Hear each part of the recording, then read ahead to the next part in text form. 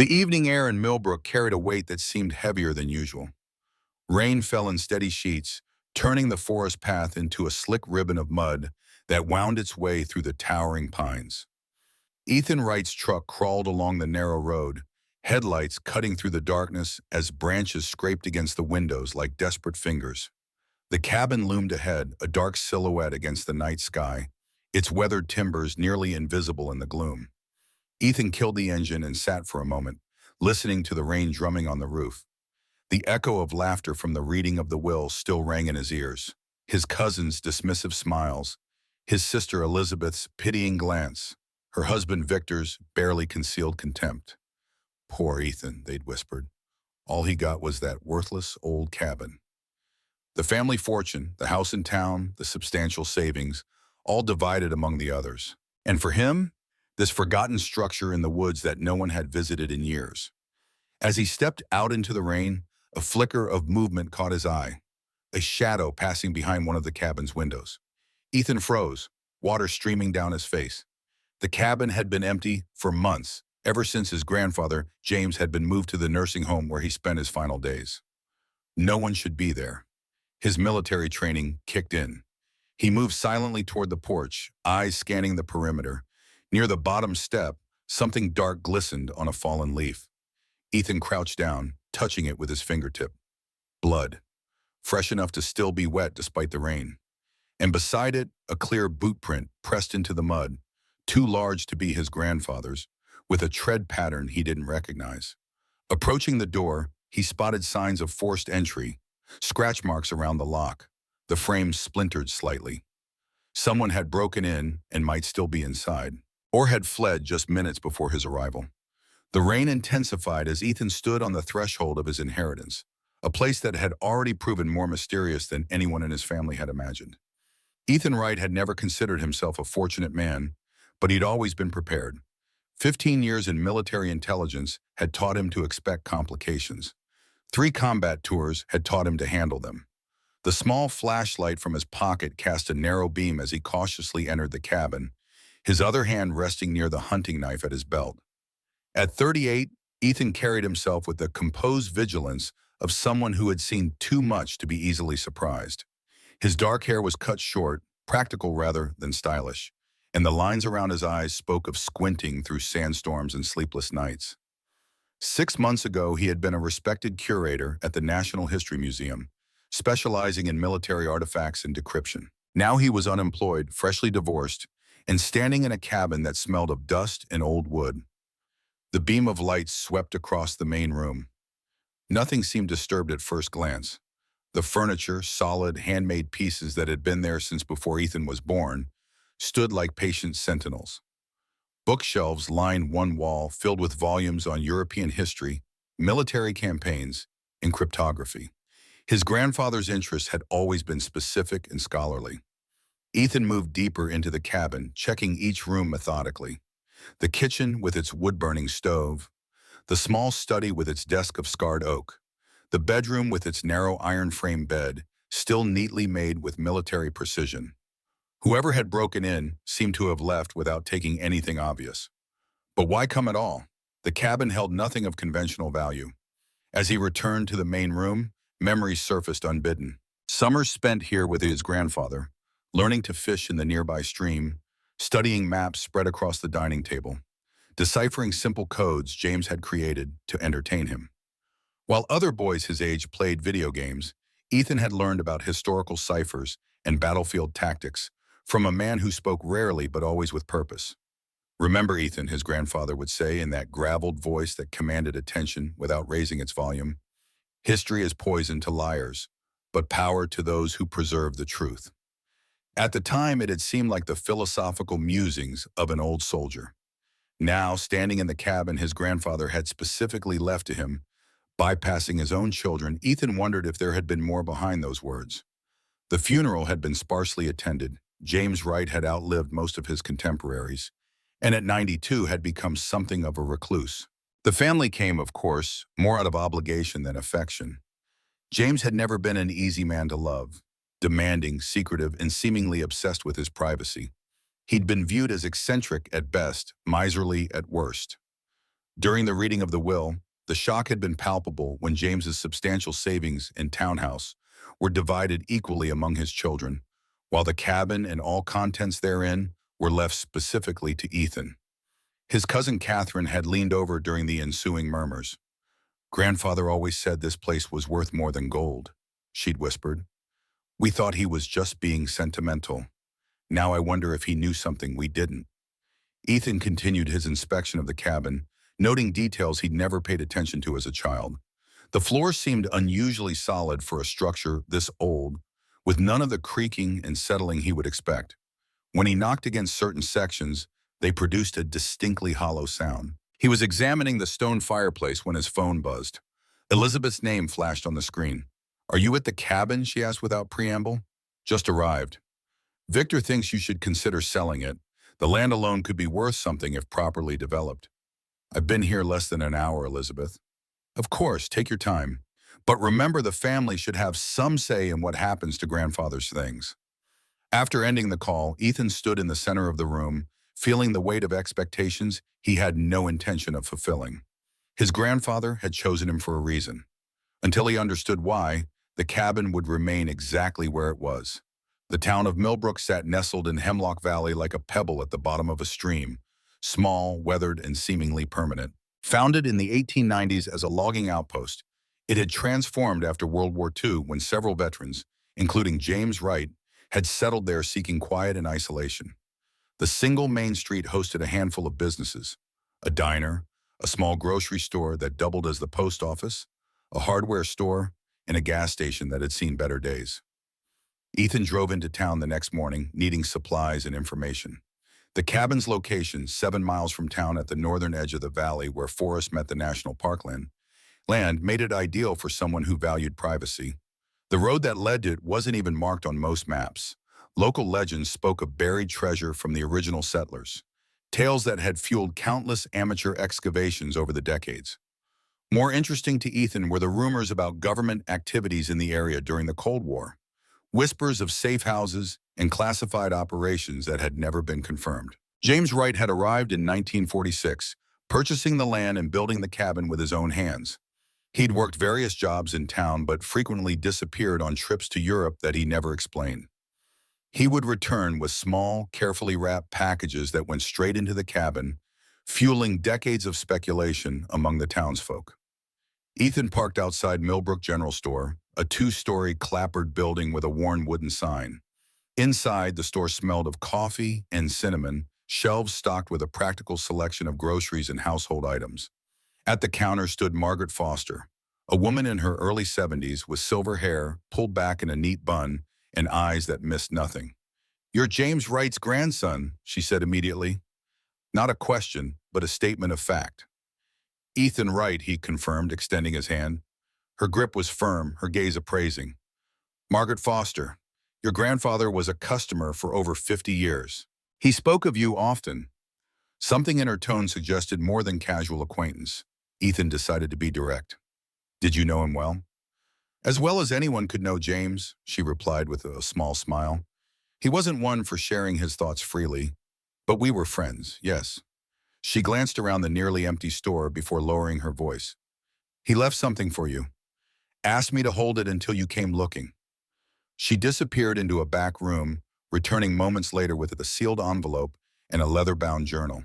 "He gave me these 5 years ago. If anything happens to me," he said, "give these to my grandson, but only after he's found the room." Ethan stared at the items, then back at Margaret. "What room?" "If you're asking me that question, then it's not time yet." She placed them on the counter but kept her hand firmly on top. "James trusted you above everyone else. Said you understood the value of history in a way the others didn't. We spent a lot of time together when I was younger." "More than that."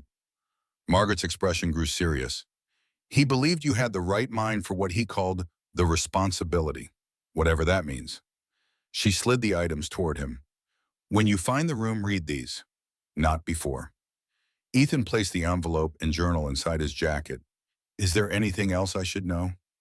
Margaret glanced toward the window, her voice dropping further. "James wasn't the only one who knew about his collection. There are people who have been looking for it for decades. He called them the legacy hunters. Twice they came here searching, and once they nearly succeeded. Her eyes locked with his. Be careful, Ethan. Not everything valuable looks valuable to the untrained eye. As he left the store with his supplies, Ethan felt the weight of the journal against his chest. The valley suddenly seemed filled with shadows he hadn't noticed before, and the isolation of the cabin took on a new significance. His grandfather hadn't just been seeking peace in these woods. He'd been hiding something, or protecting it. The afternoon light filtered through the cabin windows in dusty beams as Ethan completed his inventory of the main living spaces. He'd found nothing unusual beyond his grandfather's extensive library and a collection of old maps. But Margaret's words about the room nagged at him, directing his attention to the structural oddities he'd noticed. When he returned to the main room, he studied it with new eyes. The solid oak floorboards ran the length of the space, worn smooth by decades of footsteps. A large braided rug covered the center of the floor, its pattern faded but still intricate. Something about its placement struck Ethan as deliberate, not quite centered in the room, covering an area approximately 6 feet by 4. He knelt down and rolled back the heavy rug. The floorboards beneath looked identical to the rest, but when he rapped his knuckles against them, the sound was unmistakably different. Hollow, with a subtle resonance that suggested space below. Examining the edges more carefully, he noticed almost imperceptible seams forming a rectangular outline. At one end was a small depression that might accommodate fingertips. Ethan applied pressure, but nothing moved. If this was indeed a trapdoor, it was either stuck or locked. He sat back on his heels, thinking. His grandfather had always been methodical about security. If there was a hidden compartment, there would be a key. Where would James Wright hide a key? Ethan recalled childhood lessons on concealment. Never hide valuables in obvious places like books or mattresses, his grandfather had taught him. The best hiding place is one that's used regularly but never examined closely. His eyes traveled to the mantelpiece where an old pendulum clock had sat for as long as he could remember. It had always kept perfect time, and James had wound it religiously every Sunday. Ethan lifted it carefully from its place, turning it over in his hands. The back panel was secured with small screws, which he removed with his pocket knife. Inside the clockwork, nestled between gears, was a small brass key with an unusual tooth pattern. He returned to the trap door, finding a keyhole cleverly disguised as a knot in the wood. The key slid in smoothly, and with a satisfying click, the mechanism released. Ethan lifted the trap door, revealing a set of wooden stairs descending into darkness. The air that rose from below was cool and dry, carrying a faint metallic scent mixed with old paper. Ethan retrieved his flashlight and began the descent. The staircase was solidly built, each step reinforced to eliminate creaking.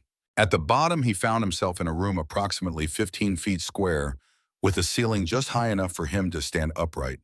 What he saw took his breath away. The underground chamber had been constructed with remarkable care. The walls were lined with fitted stone, the floor was concrete, and a sophisticated ventilation system kept the air circulating. The space was organized with military precision. Metal shelving units along 2 walls held dozens of labeled boxes and containers. A large wooden cabinet with many small drawers occupied the 3rd wall. In the center stood a solid work table with a magnifying lamp and tools for detailed examination. Every surface was meticulously clean, without a trace of dust or cobwebs, suggesting regular maintenance even as James had aged. On the table lay a leather-bound ledger, similar to the journal Margaret had given him, but larger and clearly well used. Ethan opened it to find pages of neat handwriting, each entry cataloging an item with details of provenance, historical significance, and condition. The organization system was complex but logical, numerical codes corresponding to specific shelves and boxes. Following the system, Ethan located and opened one of the metal containers. Inside, nestled in custom-fitted compartments lined with acid-free material, was a collection of coins from various European countries. Each was protected in a clear sleeve with a card noting its year, origin, and historical context. Some dated back to the early 19th century, their surfaces displaying remarkable preservation. Another box contained military medals, German, French, British, American, each meticulously documented. A third held what appeared to be official documents in multiple languages, some bearing governmental seals he didn't recognize. This was no haphazard collection of souvenirs. This was a carefully curated archive that represented decades of acquisition and preservation. But why? And how had James Wright, a man of seemingly modest means, assembled such an extensive collection? Ethan was reaching for another container when a sound from above froze him in place. The distinct creak of the porch steps, followed by the softer sound of the front door opening. Someone had entered the cabin. Moving silently, Ethan ascended the stairs, pausing just below the trapdoor to listen. Footsteps moved across the floor above, too heavy to be a woman's, with a deliberate pace that suggested searching rather than casual exploration. Whoever had broken in the previous night had returned. He eased the trapdoor up just enough to peer through the crack. A man was methodically examining the bookshelves, removing volumes and replacing them after checking behind and inside them. From his vantage point, Ethan could see only the intruder's back, tall, wearing a dark jacket, with graying hair cut short. Ethan weighed his options. He could confront the man directly or observe longer to determine his intentions. The decision was made for him when the intruder turned, revealing a face Ethan recognized immediately. Sheriff Daniel Turner, Milbrook's chief law enforcement officer for the past 15 years. What was the sheriff doing searching his cabin without a warrant or even the courtesy of a knock? Ethan watched as Turner moved to the desk, rifling through drawers with the efficiency of someone who had conducted many searches. His expression was focused, almost hungry as he examined and discarded items. Turner's radio crackled, and he answered in a low voice. "Nothing yet. Yes, I'm certain it's here somewhere. The old man wouldn't have left it unprotected." The rest was too quiet to hear. After several more minutes of searching, Turner checked his watch and appeared to come to a decision. He straightened the desk, making an effort to leave everything as he had found it, then moved toward the door. Only when Ethan heard the sound of a vehicle starting and driving away did he fully emerge from the hidden room, carefully closing the trap door and replacing the rug. The sheriff's unauthorized search confirmed what Margaret had suggested. Others knew about his grandfather's collection and were actively seeking it. But how had they learned of it, and what specifically were they looking for? Ethan returned to the main room, scanning it for anything Turner might have disturbed or taken. Nothing seemed obviously missing, but as he passed the small table near the window, he noticed the corner of a picture frame protruding from behind it. The table had been shifted slightly, revealing a gap between it and the wall. Reaching into the space, Ethan retrieved a framed photograph he'd never seen before. The glass was cracked, possibly from being dropped or knocked over during Turner's hasty exit. The black and white image showed two young men in military uniforms standing before a stone building. One was unmistakably his grandfather, looking no more than 25, wearing his U.S. Army uniform. The other man was taller, blonde, and wore the uniform of a German officer. Despite being on opposite sides of the war, they stood side by side, smiling and shaking hands as though they were old friends rather than enemies. Ethan turned the frame over, finding an inscription on the back. Feldkirch, 1945. The best enemy a man could have. F.M. As Ethan stared at the image, a small piece of paper fluttered to the floor. It had been tucked into the frame behind the photograph. He picked it up, finding a symbol drawn in black ink, a stylized eagle with outstretched wings and the letters LH beneath it. The insignia triggered a memory from his military intelligence training. Similar iconography had been associated with certain post-war European organizations that had never been fully documented in official records. Groups that operated in the shadows, pursuing objectives related to lost assets and hidden histories from the war. Ethan placed the photograph and paper on the table, his mind racing with implications. His grandfather, the dedicated American soldier, had maintained what appeared to be a friendly relationship with a German officer. The hidden room beneath the cabin contained a collection that someone was desperate to find, and now a sheriff was conducting illegal searches of his property. Whatever James Wright had been involved in, it went far beyond the simple life of a small-town veteran that the family had always believed he lived. Ethan glanced at the journal Margaret had given him, still in his jacket pocket. Now that he had found the room, it was time to learn more. Night had fallen by the time Ethan sat at the kitchen table, the journal open before him, a single lamp casting a warm glow over the pages. The handwriting was unmistakably his grandfather's, precise, with a slight rightward slant, using a fountain pen whose pressure had left faint impressions on the reverse of each page. What first appeared to be straightforward entries revealed themselves as something far more complex. James had written in a sophisticated cipher, one that combined alphanumeric substitution with positional shifts that changed according to a pattern. It was a method Ethan recognized from his intelligence work, secure enough to defeat casual inspection, but decipherable by someone with the right training. His grandfather had known exactly what skills Ethan possessed and had prepared accordingly. The decryption was slow work, but as the hours passed, patterns emerged and the text began to yield its secrets. The journal detailed the operations of what James called the Safekeepers Network, a group of 12 Allied soldiers who had been tasked with a classified mission in the final days of World War II and the immediate aftermath. Their assignment had been to locate, secure, and preserve historical artifacts, documents, and cultural items that were at risk of destruction, theft, or suppression. Some had been looted by Nazi officials, others hidden by families and institutions trying to protect their heritage. The 12 men had been selected for their knowledge of art, history, languages, and their ability to operate independently in hostile territory. But what had begun as a military operation evolved into something more enduring. After the war officially ended, the network discovered that certain factions were actively working to eliminate evidence of wartime atrocities and collaboration. Historical revision had begun before the history itself had even been written. The 12 safekeepers made a pact to continue their work privately, each taking responsibility for a portion of the recovered items. They dispersed across the globe. 4 remained in Europe, 7 came to North America, and 1 went to Argentina. They established a communication system and protocols for mutual assistance if any collection was threatened. James Wright had been keeper number 8, responsible primarily for military items, currency, and certain governmental documents. The German officer in the photograph, identified in the journal as Franz Müller, had been keeper number 3, a German intelligence officer who had secretly worked against the Nazi regime and later relocated to Switzerland. The journal described regular meetings between the keepers over the decades, exchanges of items to optimize preservation, and increasingly concerns about a group that had formed to locate and seize their collections.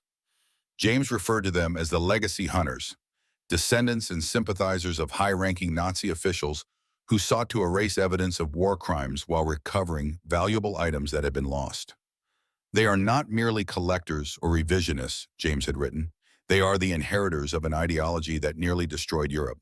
They seek to sanitize their family histories while profiting from the very atrocities they deny. 3 keepers have already been found and silenced. As Ethan continued reading, he learned that his grandfather had modified the cabin specifically to protect his collection, installing the hidden room in 1953 with the help of 2 other keepers. Every addition to the collection was meticulously documented, its provenance verified, its historical significance noted. The most recent entries, dated just a year before James entered the nursing home, expressed growing concern. F believes they have identified most of us now. Number 2 was found dead in Montreal last month, made to look like a robbery. Number 5 disappeared in Buenos Aires. We are the last of the original 12. The responsibility will soon pass to the next generation.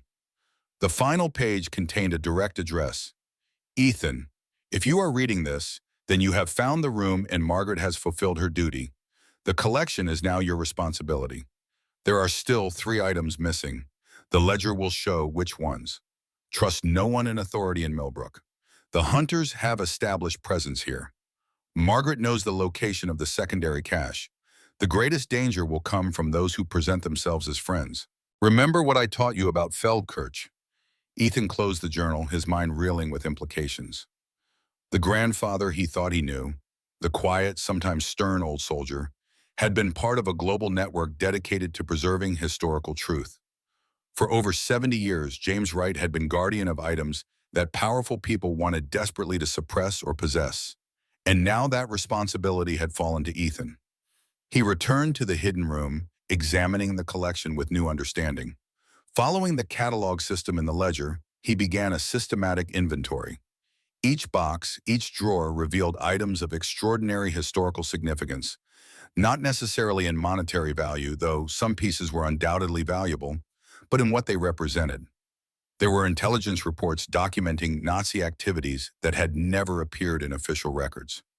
Correspondence between military leaders expressing concerns that contradicted their public positions. Currency from regions under occupation, complete with records of economic manipulation. Medals and insignia, some with engravings that linked them to specific individuals or units implicated in war crimes. One item in particular caught Ethan's attention: a German Labor Front badge that, according to the ledger, had been modified by resistance members to identify covert operatives.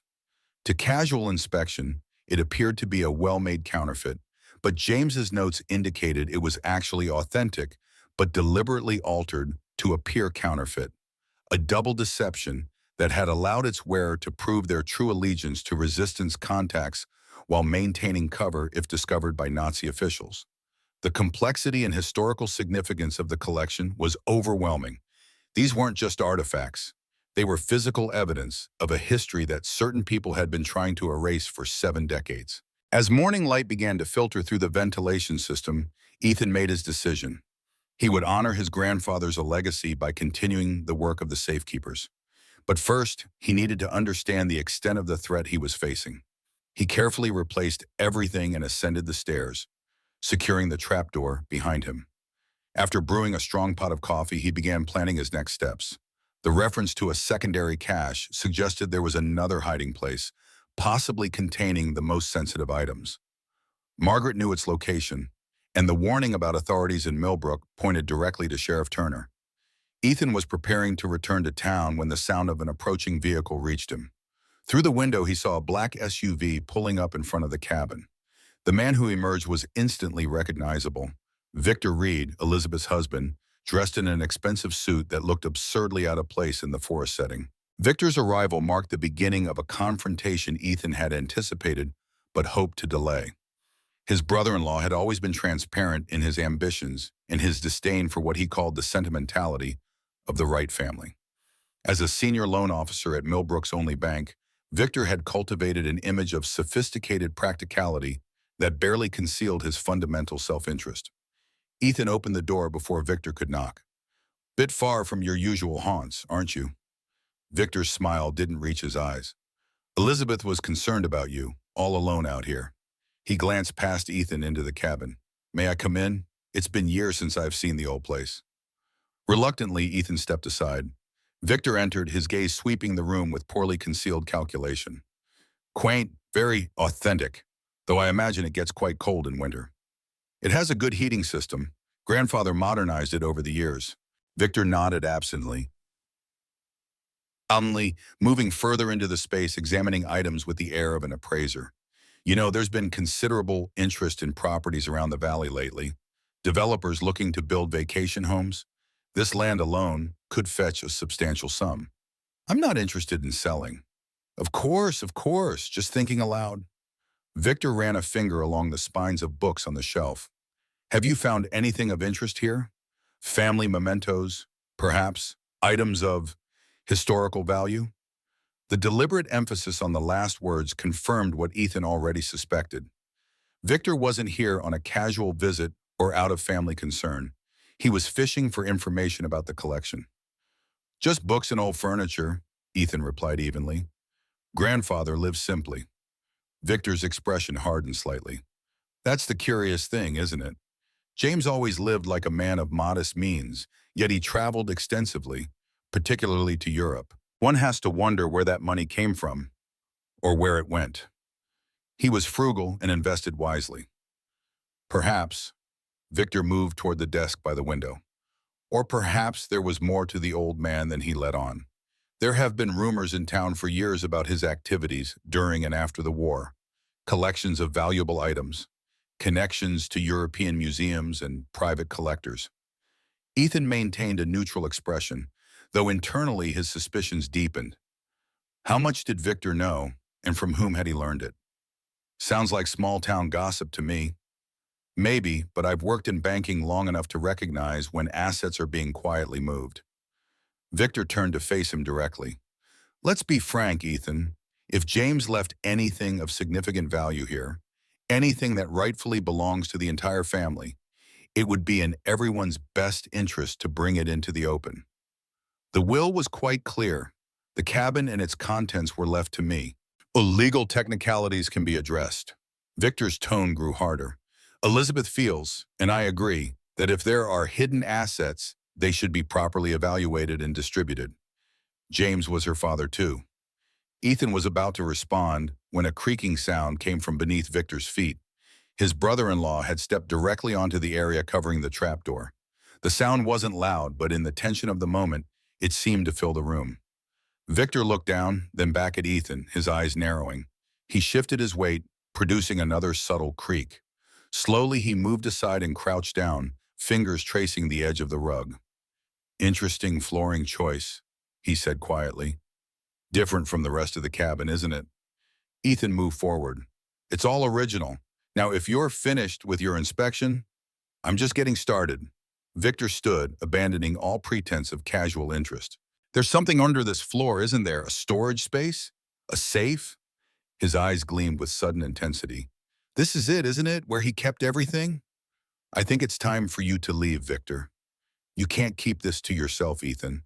The family has rights. The family has exactly what James intended them to have. Ethan moved to the door, opening it wide. Goodbye, Victor. For a moment, it seemed Victor might refuse to leave. His face flushed with anger, hands clenching at his sides. Then, with visible effort, he composed himself and straightened his jacket. This isn't over, he said as he walked to the door. I'll be back, and not alone. There are procedures for challenging wills, especially when there's evidence of hidden assets. Think carefully about your position here. After Victor's SUV disappeared down the road, Ethan locked the door and returned to the rug. His brother-in-law's visit had confirmed that others knew or suspected the existence of the collection. The question was how many and how determined they were to find it. More troubling was the timing. Sheriff Turner's unauthorized search, followed by Victor's thinly veiled threats, suggested coordination. Were they working together or simply pursuing the same goal independently? Ethan knelt beside the bookcase where Victor had been standing. What had drawn his attention to this specific area?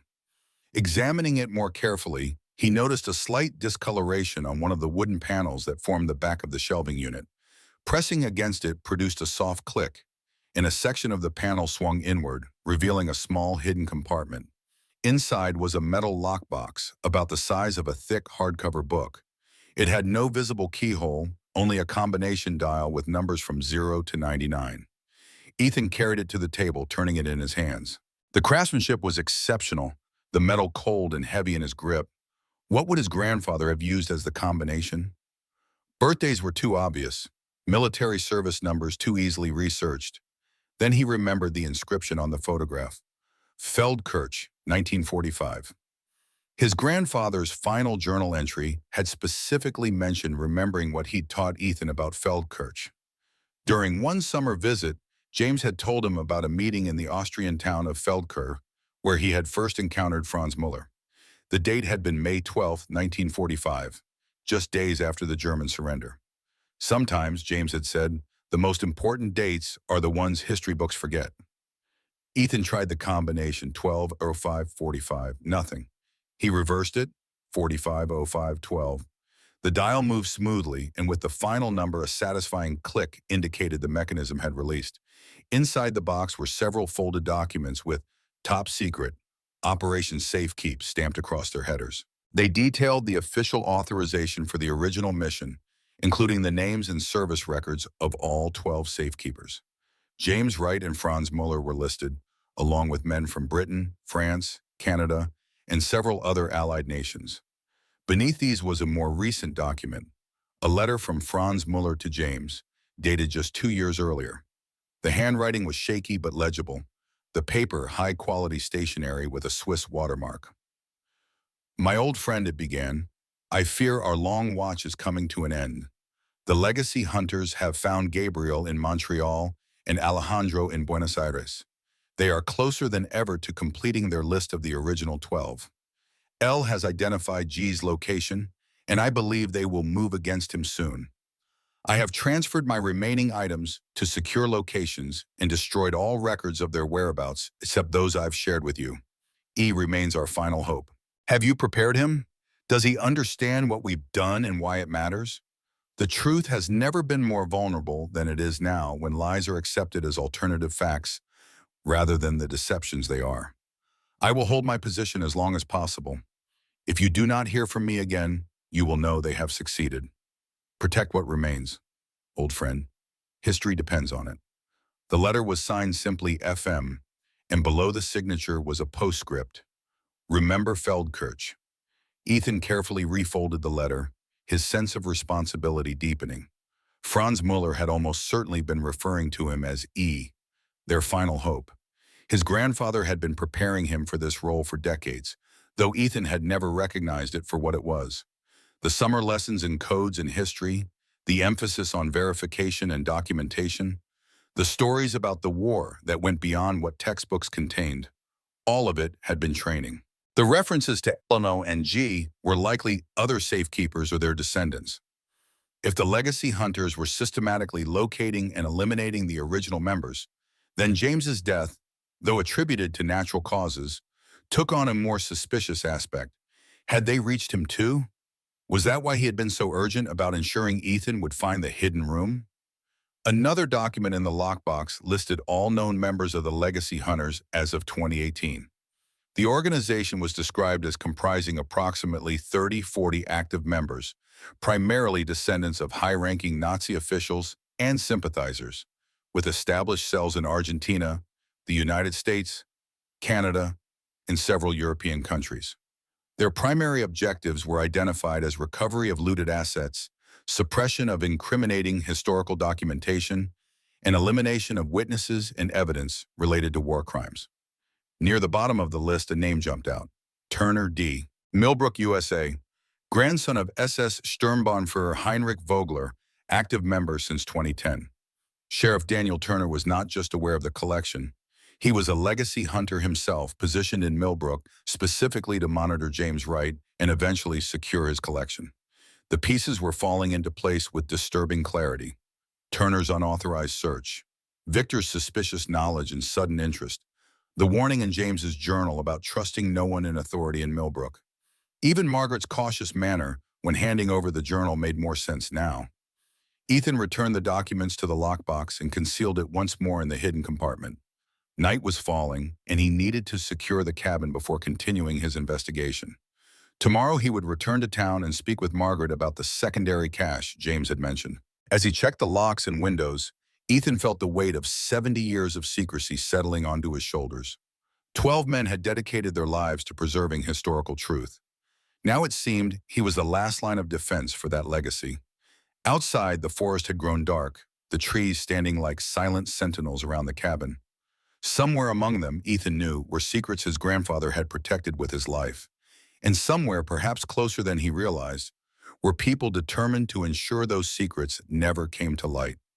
The dawn light filtered through the cabin windows as Ethan prepared for his return to town. He had slept fitfully, waking at every forest sound, his mind processing the revelations from the documents and journal. The collection beneath his feet wasn't just historically significant. It represented decades of risk and sacrifice by 12 men determined to preserve truth against systematic efforts to erase it. Before leaving, Ethan spent an hour in the hidden room, meticulously examining and documenting the contents of several boxes he hadn't yet explored. One contained wartime currency from occupied territories, each note accompanied by records of economic manipulation designed to impoverish targeted populations. Another held identification papers, some authentic, others forged, that had helped families escape persecution. The precision of the documentation was extraordinary, each item's provenance and significance recorded in his grandfather's steady hand. Ethan selected several photographs from the collection, small enough to fit in an inner pocket, but significant enough to prove the collection's existence if necessary. As an afterthought, he also took the modified German Labor Front badge, the authentic piece deliberately altered to appear counterfeit. Its layers of deception seemed an appropriate talisman for the complexities he now faced. The drive to Milbrook took longer than usual. Overnight rain had turned sections of the forest road to mud, forcing Ethan to navigate carefully between deep ruts. He parked behind Milbrook General Store rather than in front, instinct telling him to minimize his visibility. The morning was quiet, with only a few locals going about their business on the main street. Inside the store, Margaret was stocking shelves, her movements efficient despite her age. She glanced up as he entered, her expression revealing nothing to casual observers, but her eyes asking silent questions. "Good morning," Ethan said, loudly enough to be heard by the elderly couple examining canned goods nearby. "I need a few things for the cabin." Margaret nodded and continued her work. "Take your time. Coffee's fresh if you want some." Ethan selected random items, batteries, matches, canned soup, while waiting for the other customers to leave. When the bell above the door finally announced their departure, Margaret immediately moved to the window, watching until they drove away. "You found it," she said without preamble, turning to face him. "Yes, and I read the journal. You were more than just friends with my grandfather, weren't you?" Margaret's expression softened slightly. "I was the communications hub. While James held the physical collection, I maintained connections with the other safekeepers. For 40 years, messages passed through me, coded letters, telephone calls routed through switchboards that couldn't be traced. Before the internet, before cell phones, information security depended on human networks." The journal mentioned a secondary cache. She studied him for a long moment, as if making a final assessment. "James always said you had his eyes, not just the color, the way they see details others miss." She moved to the counter and pressed a hidden switch underneath. A section of the wall behind her swung inward slightly. "Lock the front door first." Ethan secured the entrance and followed Margaret through the concealed doorway into a small, windowless room. Unlike the cabin's hidden chamber, this space was utilitarian. Metal filing cabinets, a desk with an outdated computer, and walls covered with maps marked with colored pins and handwritten notes. A ham radio setup occupied one corner, while another held surveillance equipment that looked recently upgraded. "Welcome to Safekeep Central," Margaret said, gesturing around the room. "James set up the original system in 1960. We've modernized over the years, but the principle remains the same.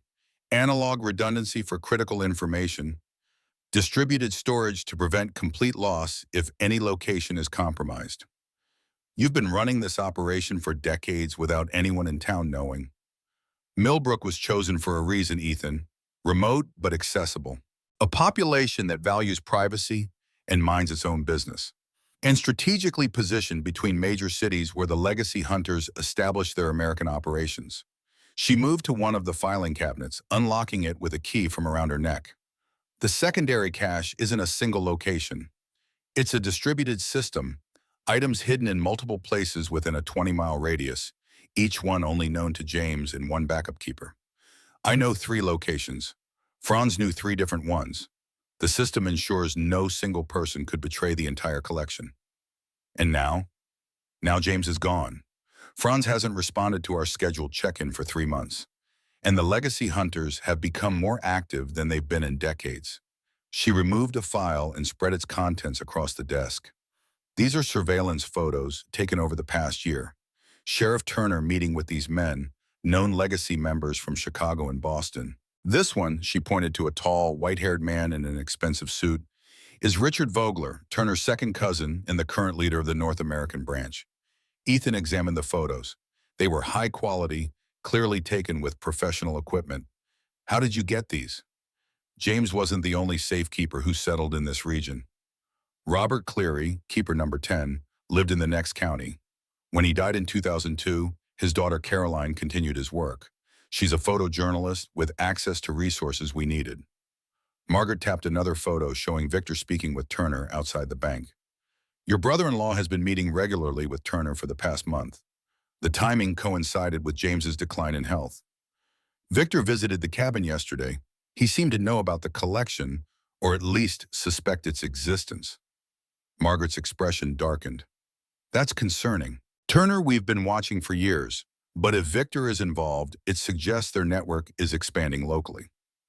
She pulled out a map of the valley. "I need to show you the first of the secondary locations. The contents there will help you understand what we're truly facing." She traced a path with her finger. 3 miles northeast of your cabin, there's a ridge overlooking the eastern valley. At its highest point stands a lightning-struck pine, impossible to miss. 20 paces west from that tree is a rock formation resembling a natural bench. The cache is beneath it. Ethan committed the directions to memory. What will I find there? Evidence that the legacy hunters aren't merely collectors or historical revisionists. They're continuing the work their forefathers began. She folded the map and handed it to him. James always said you were perceptive. You've seen the collection, read the journal. What do you think this is really about? Control of historical narrative, Ethan replied without hesitation. Whoever controls the physical evidence controls which version of history is accepted. The collection preserves proof of events and decisions that certain people would prefer to erase or rewrite. Margaret nodded, satisfaction evident in her expression. Exactly. But there's more at stake than just historical accuracy. The legacy hunters aren't merely protecting family reputations or seeking valuable artifacts. They're preserving an ideology, passing it through generations, waiting for the right moment to reassert it.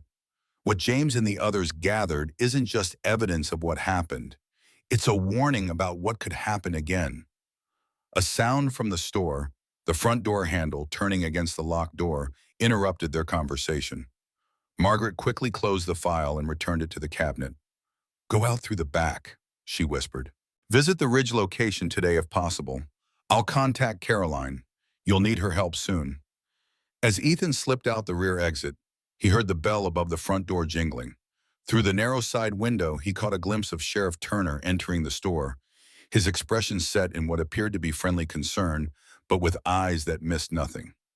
Ethan drove toward the cabin, but turned off on a logging road before reaching his destination. If Turner was actively looking for him, direct routes would be watched. The old truck handled the rough terrain well, its worn appearance an advantage in the rural setting where newer vehicles would attract attention. The coordinates Margaret had provided led him to an overgrown trail that hadn't seen regular use in years.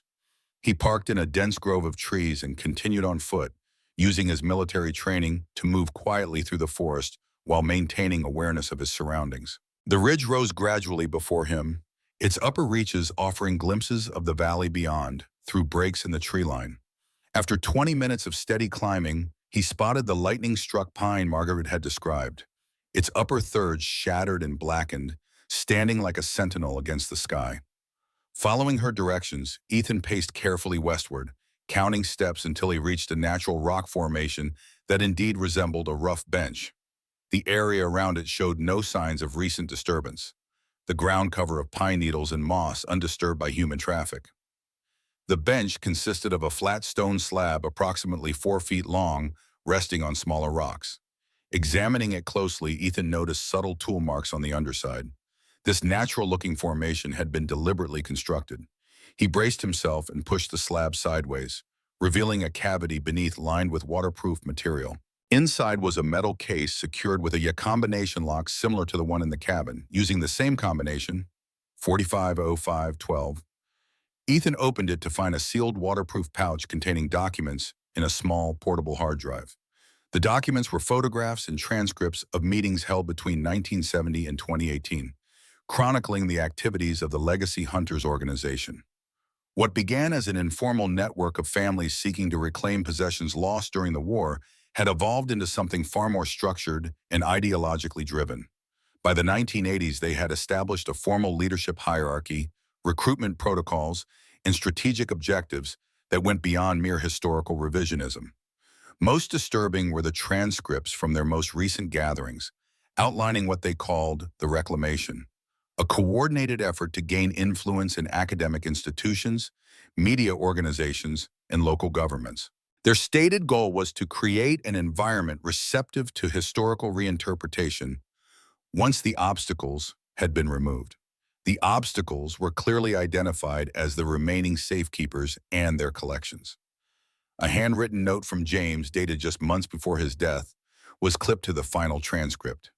If you're reading this, Ethan, then you have accepted the responsibility that I've left you. The hard drive contains digital copies of key documents from the main collection, insurance against their destruction. Margaret knows the final 2 cache locations, Find them quickly. I believe Turner suspects this location exists. Trust Jessica. She understands more than she's admitted to the family. And remember, preservation is not enough. Truth must eventually be shared to fulfill its purpose. The mention of his sister caught Ethan by surprise. Jessica Wright was a history professor at Columbia University, specializing in European history of the 20th century. Their relationship had always been amicable, but not particularly close. If she knew something about their grandfather's activities, she had never shared it with him. Ethan carefully repacked the case and returned it to its hiding place, recovering it exactly as he had found it. As he stood to leave, a faint sound, the snap of a branch, froze him in place. Someone was approaching from the eastern slope of the ridge. Moving silently behind the lightning-struck pine, Ethan scanned the area below. A figure in dark clothing was making its way up the trail, moving with the methodical precision of someone searching rather than hiking. The afternoon sun glinted off something metal at their hip, a holstered weapon. Ethan weighed his options. The ridge offered little cover for retreat. Direct confrontation was risky without knowing if the person was alone. His best choice was to circle around using the trees for concealment and return to his vehicle by an alternate route. He began moving carefully along the ridgeline, maintaining visual contact with the approaching figure while keeping to the densest sections of forest. As the distance between them increased, he recognized Sheriff Turner, who was now examining the ground near where Ethan had stood minutes earlier. Turner knelt beside the rock formation, his experienced eyes clearly noting subtle signs of recent disturbance. With practiced efficiency, he shifted the slab and examined the hidden case, his expression hardening when he found it locked. After several attempts to open it, he replaced everything exactly as he had found it and began scanning the surrounding area, hand resting on his sidearm. Ethan continued his withdrawal, moving from tree to tree until he reached a small ravine that offered cover for a more rapid descent. He returned to his truck without incident and took a circuitous route back to the main road, mind racing with implications. Turner had known exactly where to look, suggesting the legacy hunters had already identified at least one of the secondary cache locations. If they knew about this one, the others might be compromised as well. The urgency of securing the remaining collections suddenly increased exponentially. As he approached the cabin, instinct made him slow down and survey the area before proceeding. His caution proved warranted. A black SUV was parked partially hidden among the trees near his driveway. Victor's vehicle. Ethan continued past his own turnoff, driving another quarter-mile before pulling off onto a game trail that offered concealment. From there, he doubled back on foot, approaching the cabin from the densely wooded rear area where the tree line came within 30 yards of the structure. Voices drifted through the partially open kitchen window, Victor's cultured tones contrasting with another man's deeper, authoritative rumble. Crouching beneath the sill, Ethan listened. "Told you he's become suspicious," Victor was saying. "My visit yesterday was a disaster. He practically threw me out when I noticed the floor inconsistency." "Your subtlety leaves much to be desired," the other voice replied. Sheriff Turner. "This required patience. Wright spent decades protecting these items. Did you really think his grandson would simply hand them over because you mentioned development potential? The point is he knows something's here. He'll move it if we don't act quickly. He can't move all of it easily, and we've located one of the secondary caches already. The others will follow. Vogler is growing impatient. He wants results, not excuses." A chair scraped across the floor. "Vogler should remember who has been positioned here for 15 years, maintaining surveillance while he enjoys his Chicago penthouse. Tell him we're proceeding according to plan. Once we've secured the primary collection, Ethan Wright will lead us to the remaining caches, willingly or otherwise. And then?" A pause. "Then he'll have served his purpose." The implication hung in the air, requiring no elaboration. Ethan felt a cold certainty settle over him. These men were prepared to eliminate him once he was no longer useful, just as they had done with other safekeepers. "What about Margaret Foster?" Victor asked. "She knows more than she admits." "Leave her to me. I've been building a case for dementia, concerned community members reporting erratic behavior, confusion. A few more incidents, and we'll have grounds for evaluation and potentially supervised care.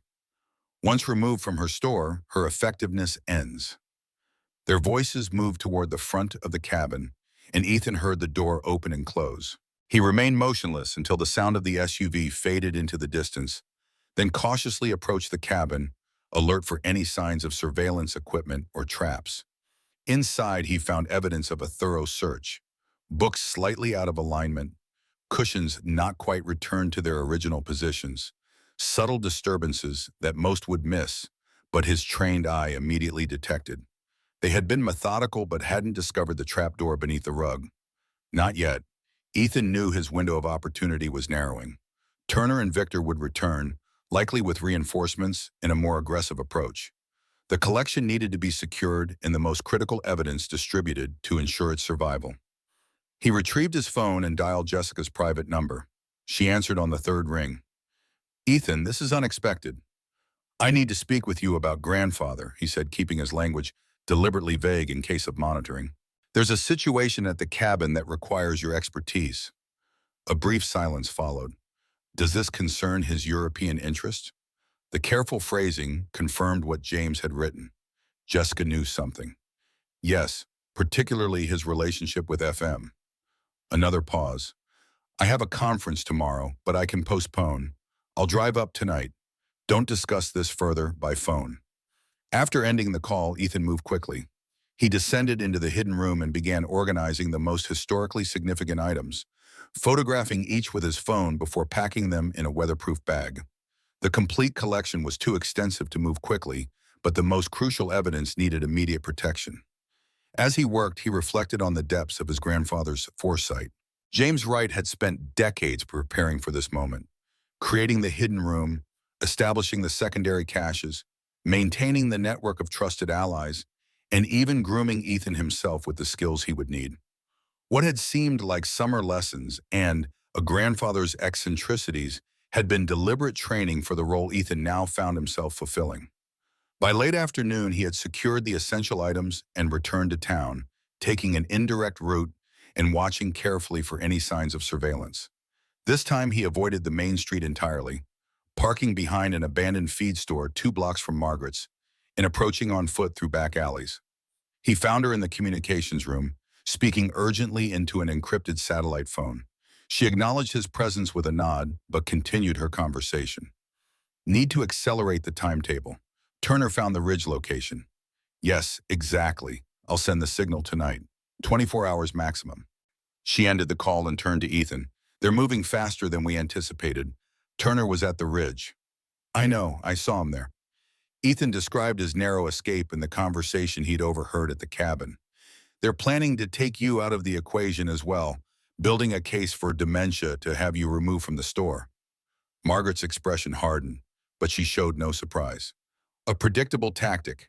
They've used similar approaches with other keepers who were too well connected for direct elimination."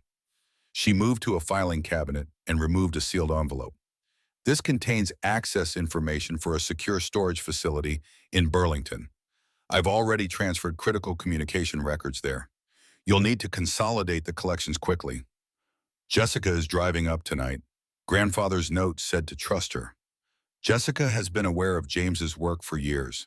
Her academic position provided valuable cover for researching the authenticity of certain documents in the collection. Margaret checked her watch. "Turner makes his final rounds at 10 p.m.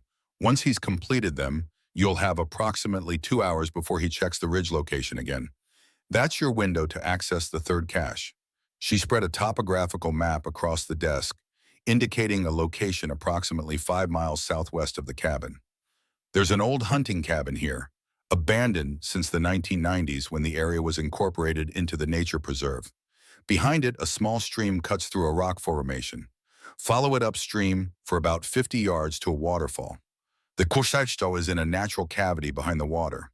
Ethan studied the map, memorizing key landmarks. "What's there?" "The most damaging evidence.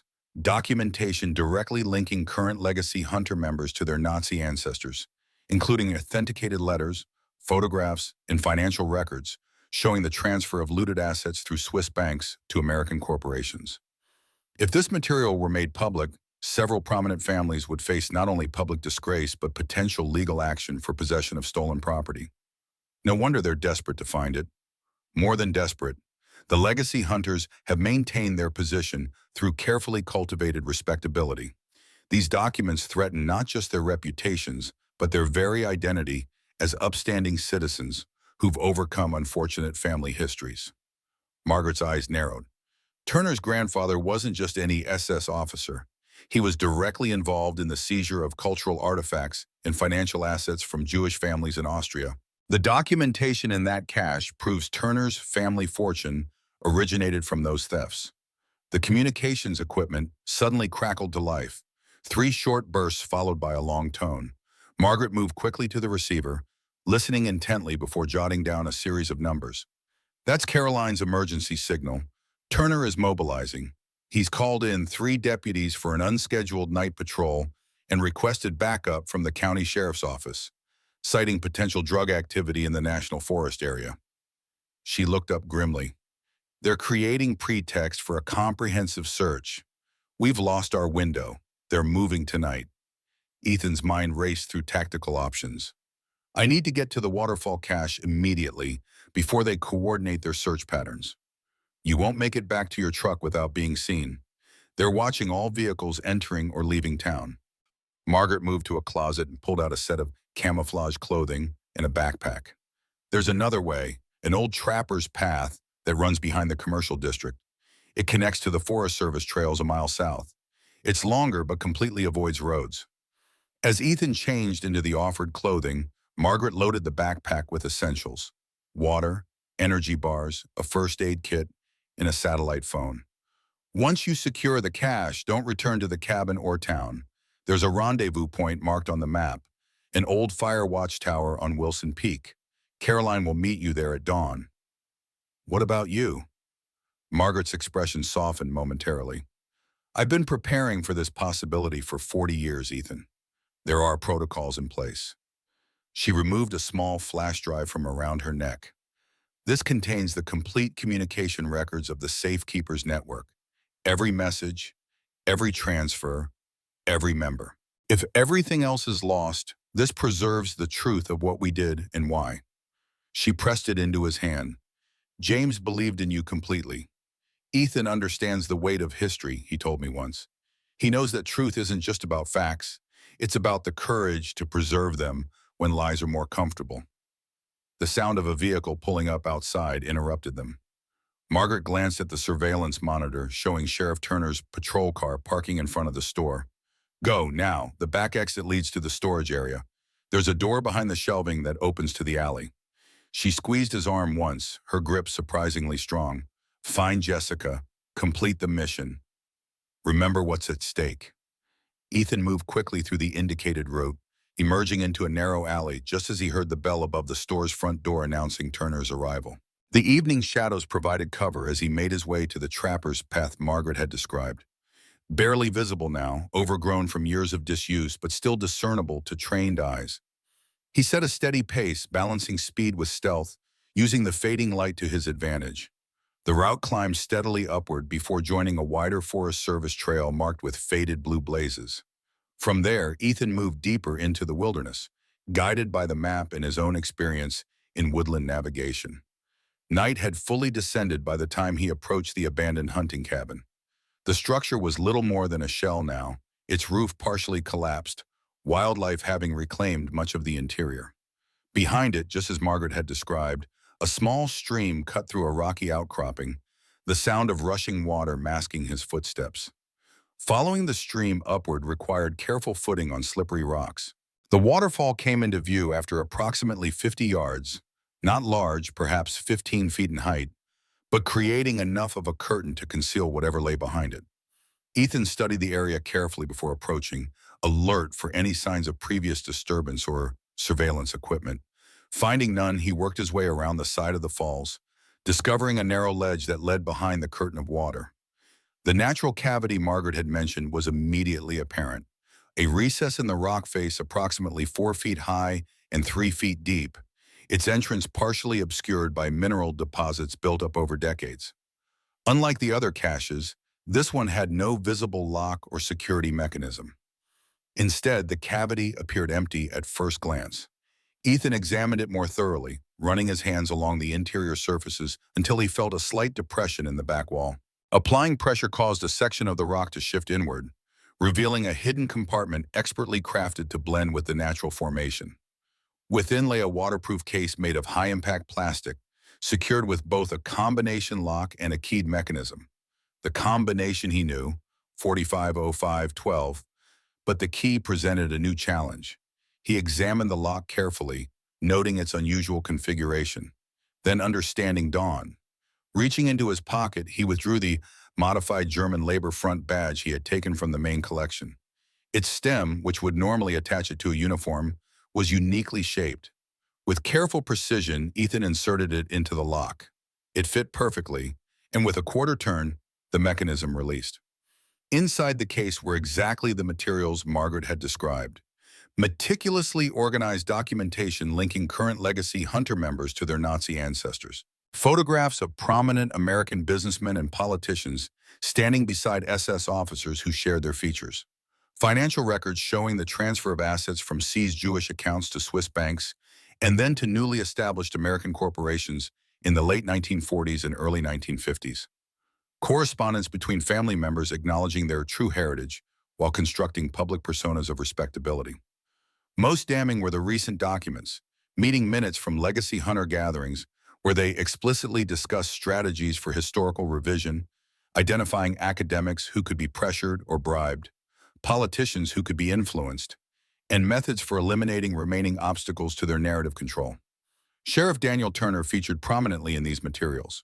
Photos showed him at legacy gatherings, documents bore his signature, and strategic plans listed him as responsible for asset recovery in the northeastern region. His role went far beyond local law enforcement. He was a key operative in their organization.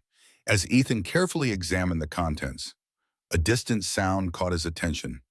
Voices carrying through the night air, accompanied by the distinctive sweep of flashlight beams through the trees below. The search had begun, and they were moving in his direction. Working quickly, Ethan photographed the most critical documents with his phone, ensuring digital backup of the evidence. He then secured the case and returned it to its hiding place, resealing the compartment so that it once again appeared to be natural rock. The voices were growing closer, accompanied now by the sound of a dog. They had brought tracking animals. Ethan's options for clean escape were rapidly diminishing. Direct confrontation would only confirm their suspicions and potentially lead them to the cache. Evasion was his only viable strategy. He moved deeper into the stream, using the water to mask his scent from the dogs. The cold mountain runoff numbed his feet as he worked his way upstream, away from the waterfall and his pursuers. The terrain grew increasingly difficult, the stream bed narrowing and rising more steeply as he progressed. After 20 minutes of careful movement, he found what he needed, a fallen tree creating a natural bridge across the stream. He used it to exit the water without leaving tracks on the bank, then continued through the densest part of the forest, moving generally eastward toward Wilson Peak and the rendezvous point.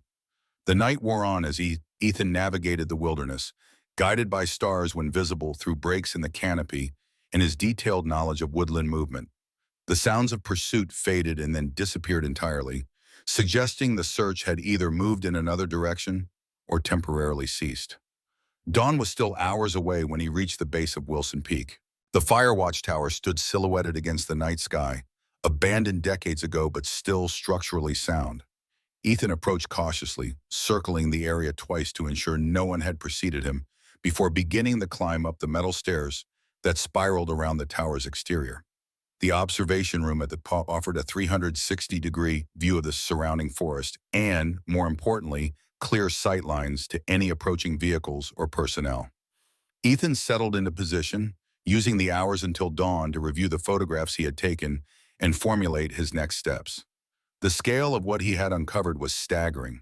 This wasn't merely about historical artifacts or family reputations.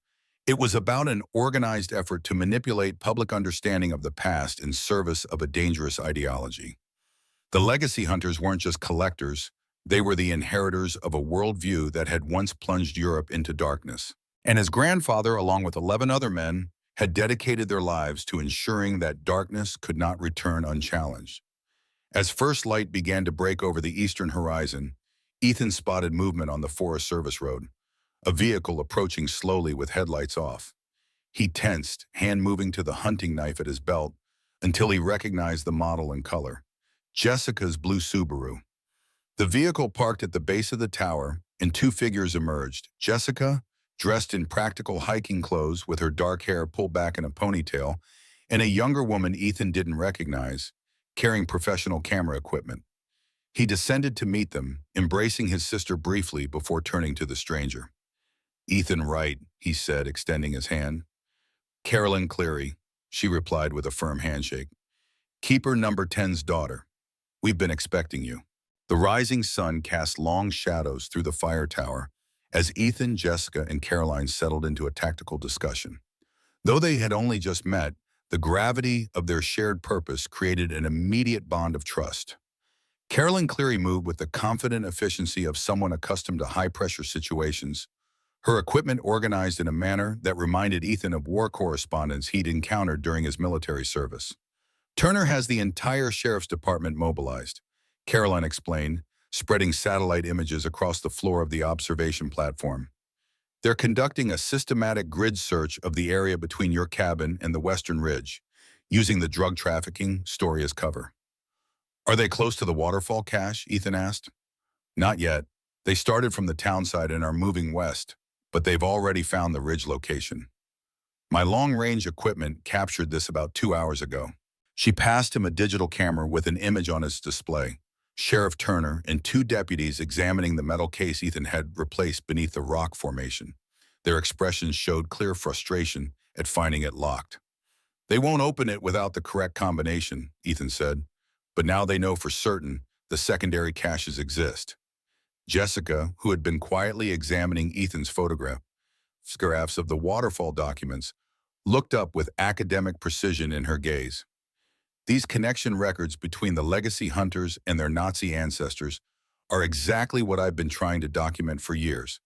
The financial transfers through Swiss accounts to American corporations match patterns I've identified in my research, but I've never had definitive proof of the family connections." Her involvement suddenly made sense to Ethan. As a history professor specializing in European history, Jessica had positioned herself perfectly to authenticate and contextualize the collection's contents. "Grandfather knew you were researching this," he said. "That's why his note mentioned trusting you." Jessica nodded. "He approached me about 10 years ago, after I published my first paper on post-war asset transfers. He never explicitly mentioned the collection, but he provided research leads that were too specific to be coincidental." She smiled slightly. "I always suspected he was testing me, seeing if I could be trusted with the full truth." "And now?" Ethan asked. "We need to consolidate what we have and move it to secure locations." She turned to Caroline. "Is the Burlington facility ready?" "Yes, but we shouldn't transfer everything to a single location. The distributed system has kept the collection safe for decades precisely because no one person or place held everything." However, Caroline began marking points on her map. "I've prepared 3 secure sites: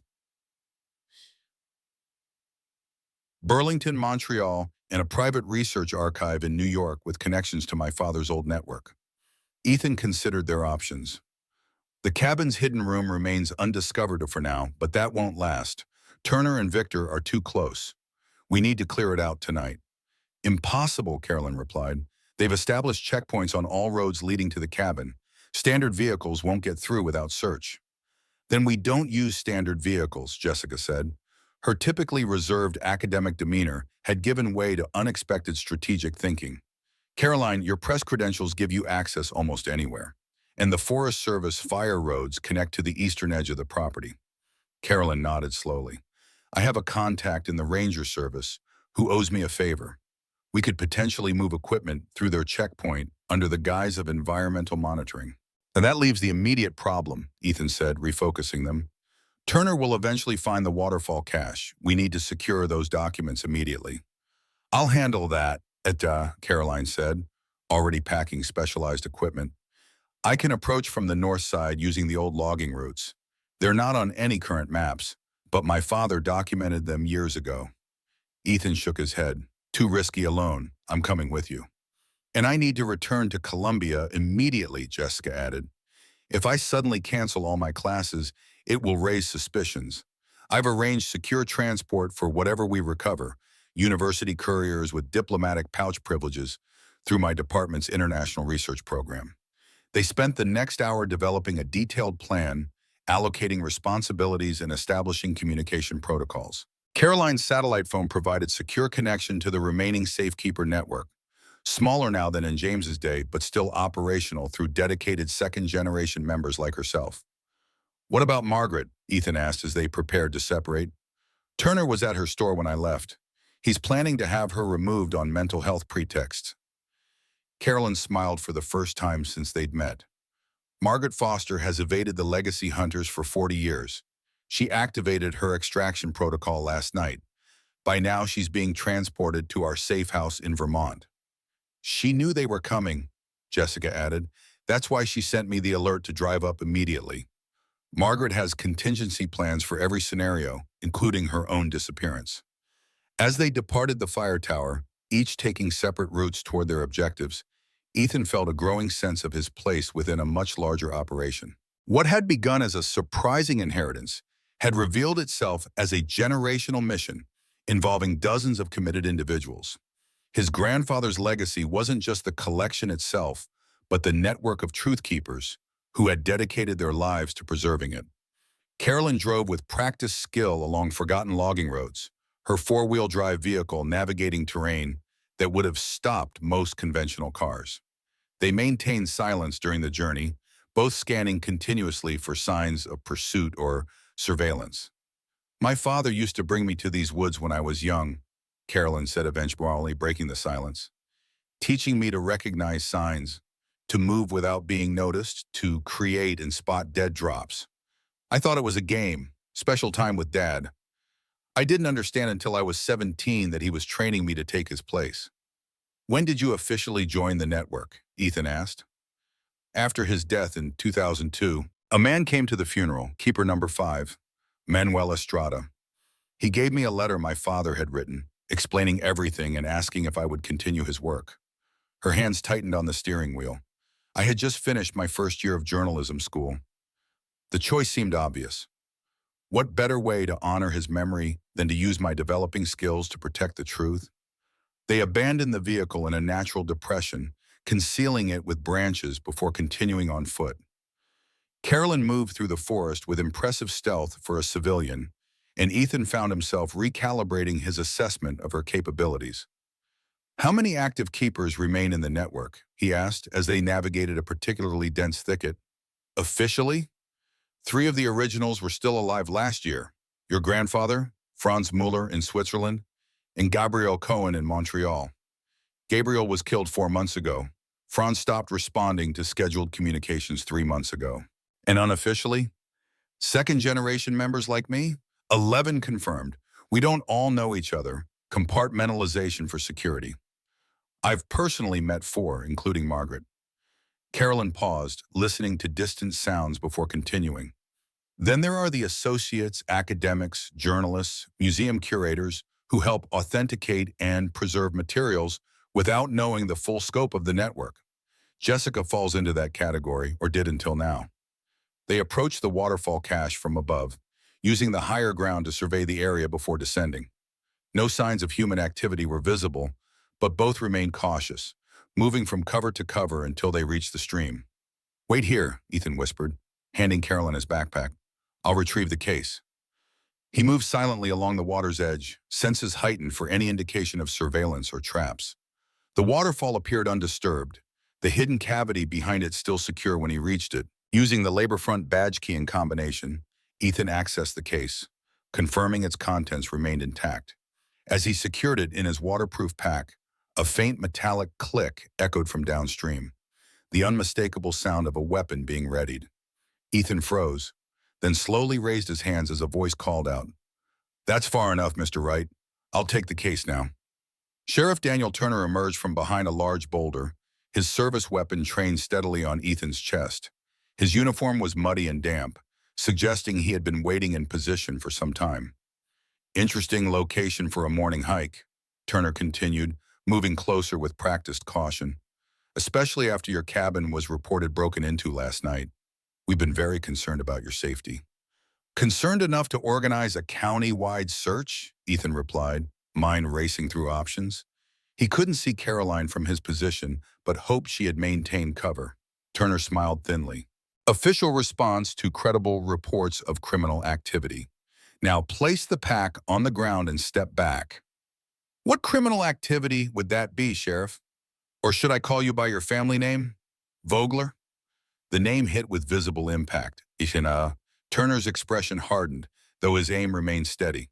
You've been going through old affairs and believing everything you read. Your grandfather was a skilled fabricator of evidence, including the photographs of your grandfather with Reichsmarshal Goering, or the banking records showing how SS Sturmbannführer Heinrich Vogler transferred Jewish assets through Switzerland to establish the fortune your family still enjoys? Turner's jaw tightened. History is written by the victors, Mr. Wright. Your grandfather and his friends wrote their version. My family preserved ours. The difference is our version is now the only one that will survive. He gestured with his weapon. The pack, now. Ethan calculated his options. Direct confrontation would likely end badly. Turner was an experienced officer with a clear tactical advantage. Surrender would mean losing crucial evidence. Delay seemed the only viable strategy. You know you can't just shoot me and take it, Ethan said, slowly lowering his pack to the ground. Too many questions, too much attention. The network already knows about this location. A tragic accident during a search and rescue operation, Turner countered. After all, these mountains can be dangerous for amateur hikers, especially with the recent landslides we've had near waterfall areas. As Turner stepped forward to retrieve the pack, a sharp crack echoed through the clearing, the sound of a heavy branch breaking. Turner instinctively turned toward the noise, and in that split second of distraction, Ethan acted. He kicked upward, sending a spray of icy water into Turner's face while simultaneously dropping to the ground and rolling behind a rock formation. Turner fired blindly, the shot going wide.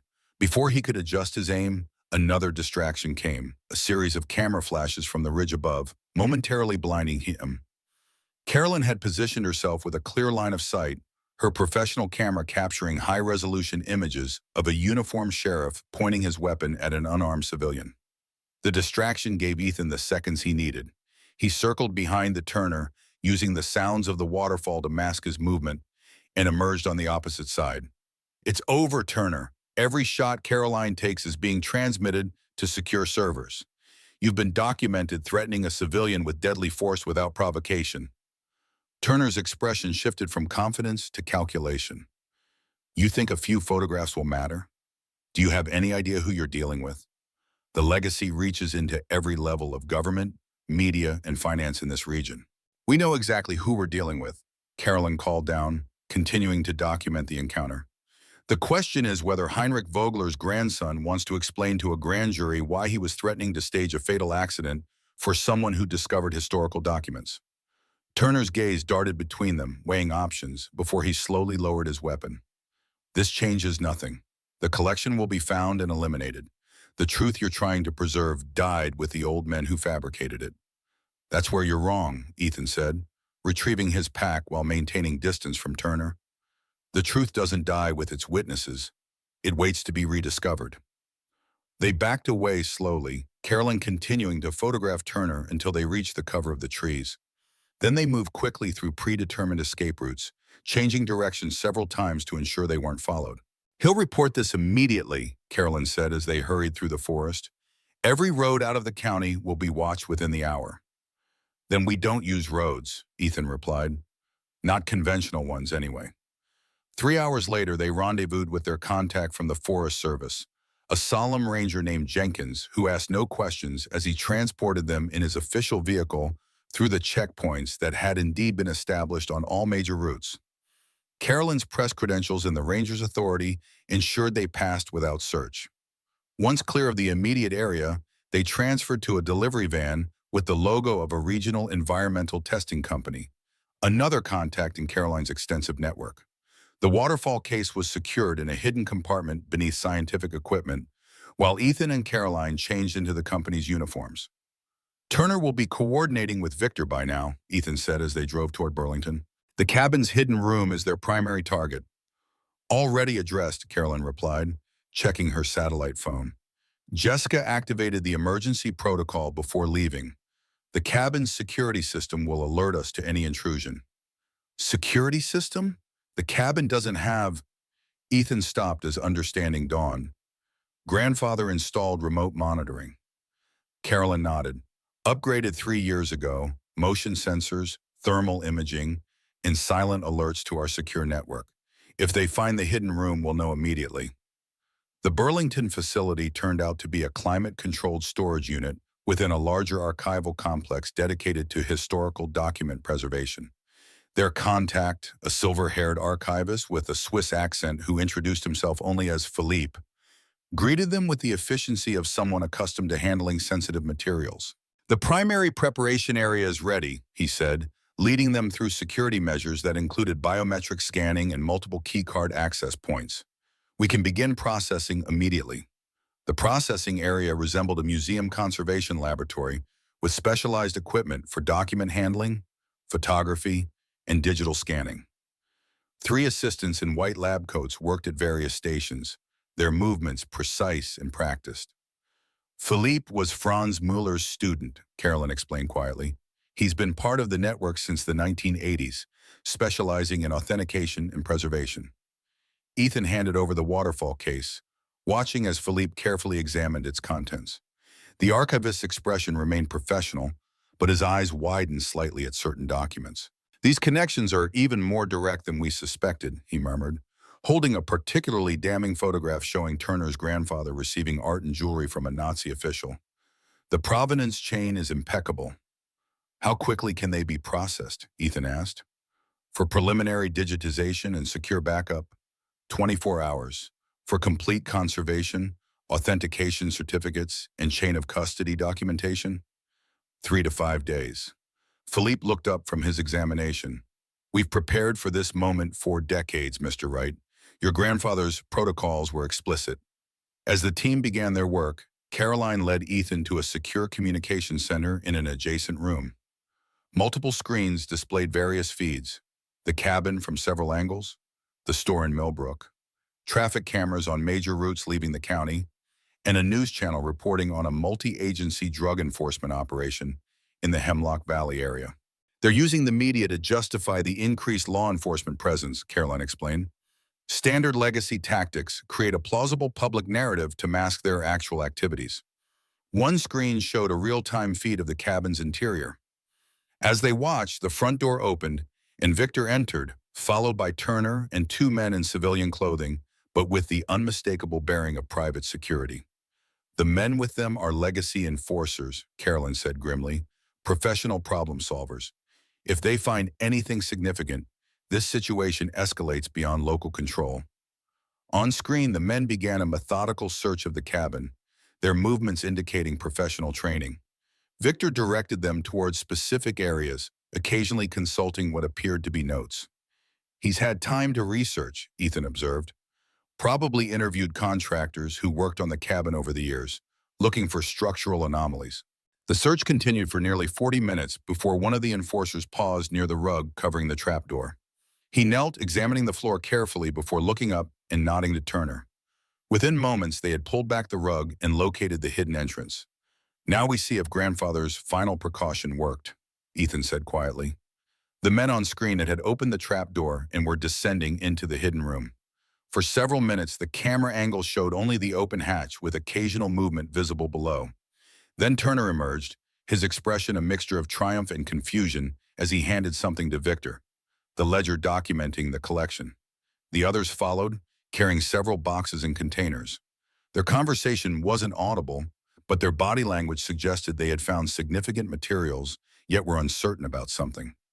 They found the decoy collection, Carolyn said with quiet satisfaction. Your grandfather prepared for this possibility years ago. The most critical historical items were relocated to secondary caches, while authenticated replicas and less significant pieces remained in the primary location. Along with tracking devices, I assume, Ethan asked. Carolyn nodded. Embedded in the binding of the ledger and several key items. We'll know exactly where they take everything. She checked another monitor showing a GPS tracking interface. The most important thing now is to secure the final cache location before they decode the ledger's references to it. Where is it? That's the brilliance of your grandfather's system. The ledger they've taken appears authentic, but contains subtle misdirections. Location references that are deliberately offset, catalog numbers that point to replicas rather than originals, provenance details that seem correct, but contain carefully crafted inaccuracies.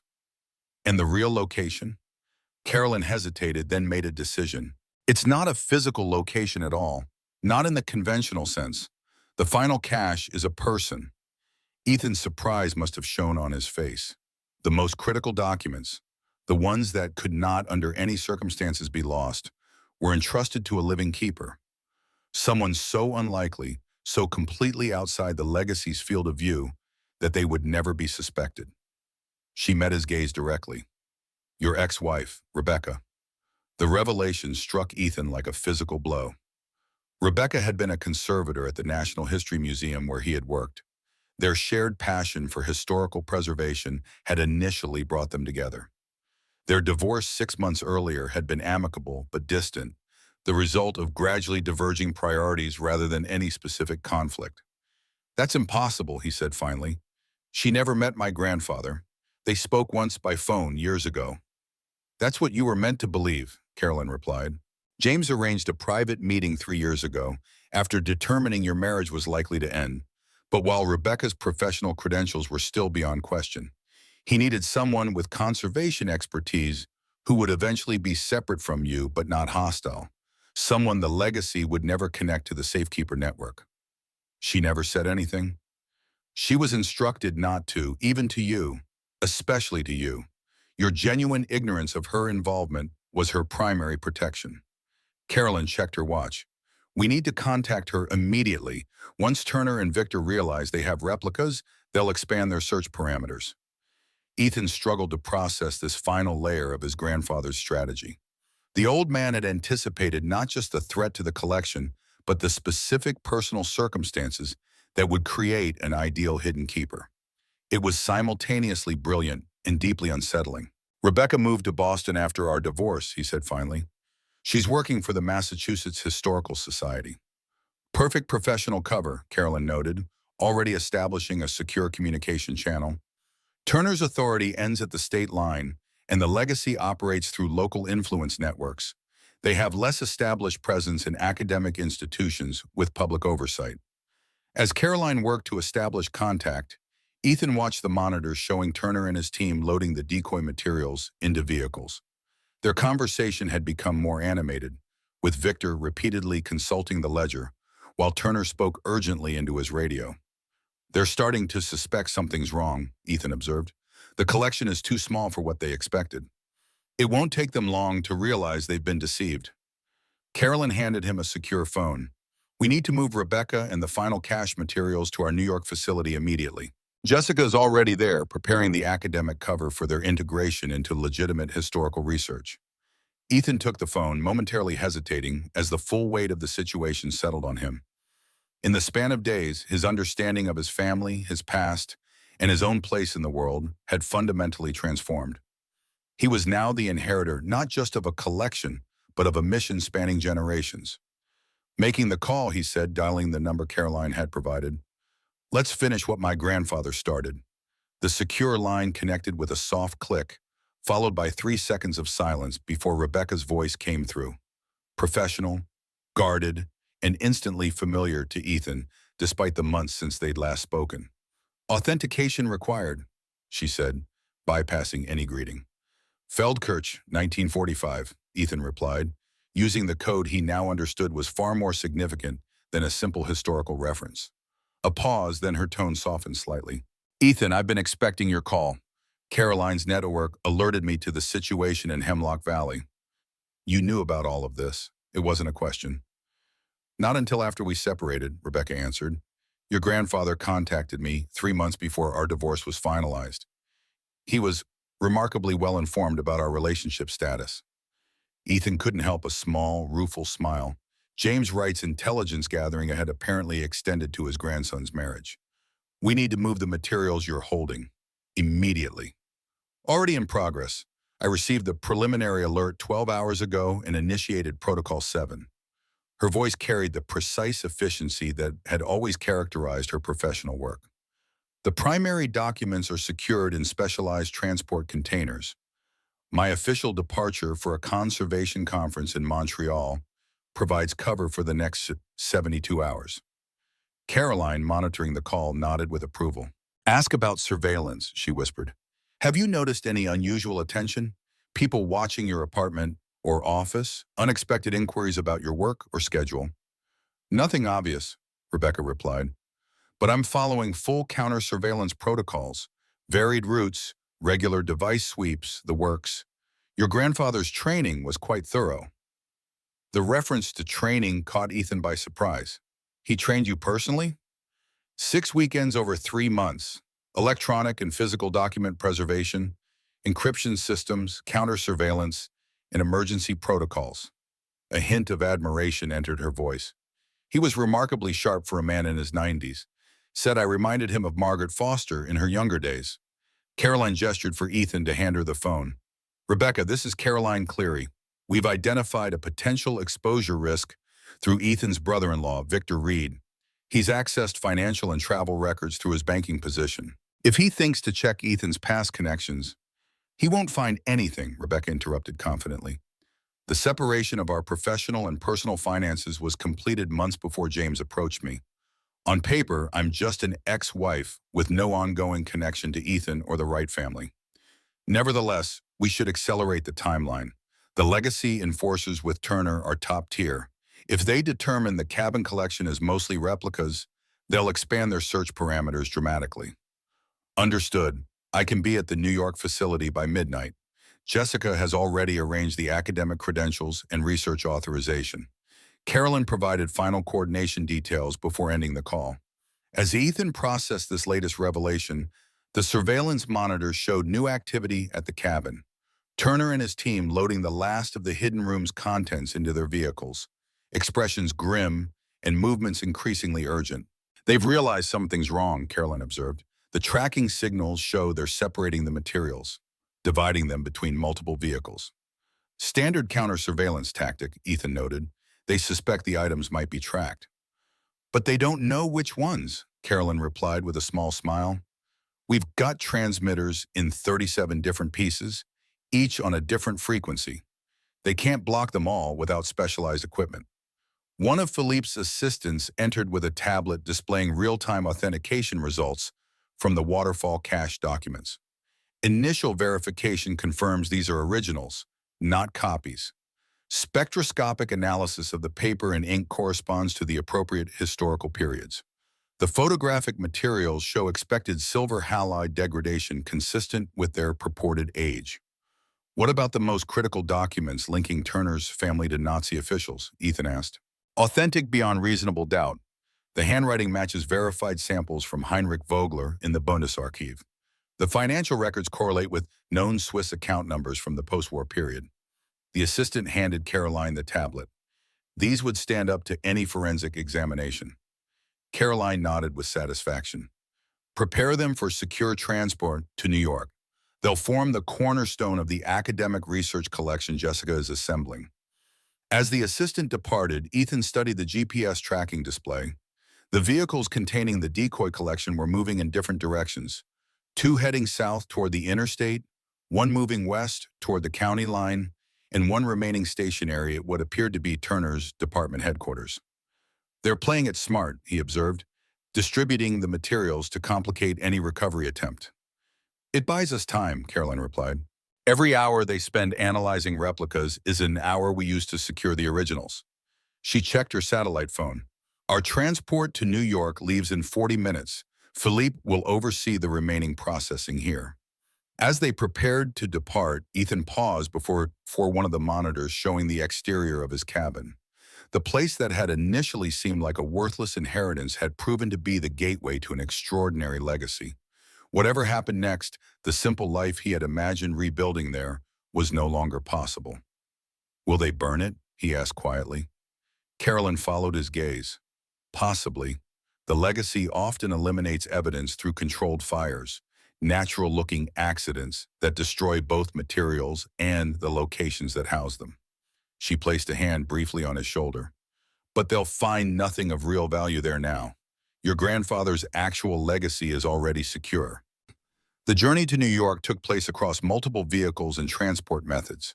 A security protocol, Caroline explained, had been standard procedure for material movement within the Safekeeper network for decades. They began in the environmental testing company van, transferring to a commercial passenger train in White River Junction, then to a university shuttle in Hartford, and finally to an unmarked courier vehicle in Stamford. Each transition was timed to prevent tracking and included clothing changes and digital device swapping. The legacy has resources, but they're not omnipotent, Carolyn explained, as they made the final approach into Manhattan. Their power comes from local influence networks and historical connections to specific institutions.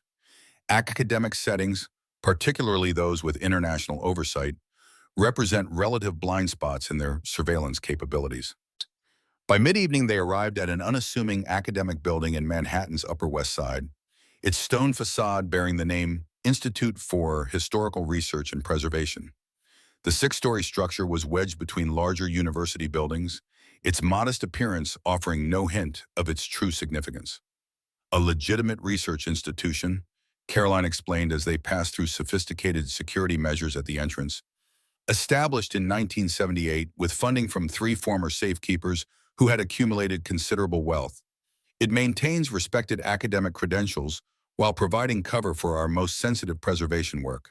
The Institute's interior belied its traditional exterior: state-of-the-art conservation laboratories, climate-controlled storage facilities, and a digital archiving system that rivaled major museums. Staff moved purposefully through the halls, their demeanor suggesting they were accustomed to handling materials of exceptional historical significance.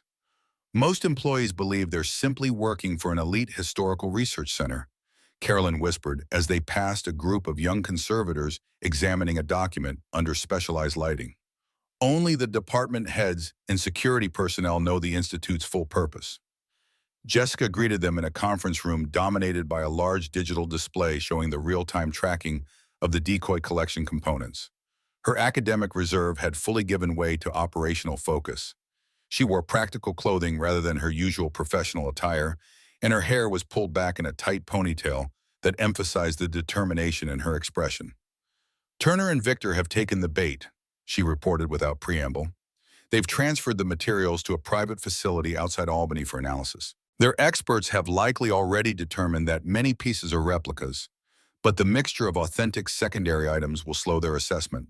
The complex cataloging system in the ledger should keep them occupied for at least another 12 hours. What about Rebecca? Ethan asked. En route from Boston, approximately 90 minutes out. No signs of surveillance or interception. Jessica studied her brother thoughtfully. She's been remarkably effective, you know. Grandfather chose well. He seems to have calculated everything, Ethan replied, unable to keep a hint of resentment from his voice, including the failure of my marriage. Jessica's expression softened slightly. He didn't cause your separation, Ethan. He merely observed what was already happening and made contingency plans. It's what made him an effective keeper for so many decades. The ability to see patterns and prepare for multiple scenarios. Before Ethan could respond, the door opened to admit an elegant woman in her 60s, Dr. Eleanor Harwood, the Institute's director. Her silver hair was styled in a sophisticated bob, and she moved with the confident authority of someone accustomed to leadership.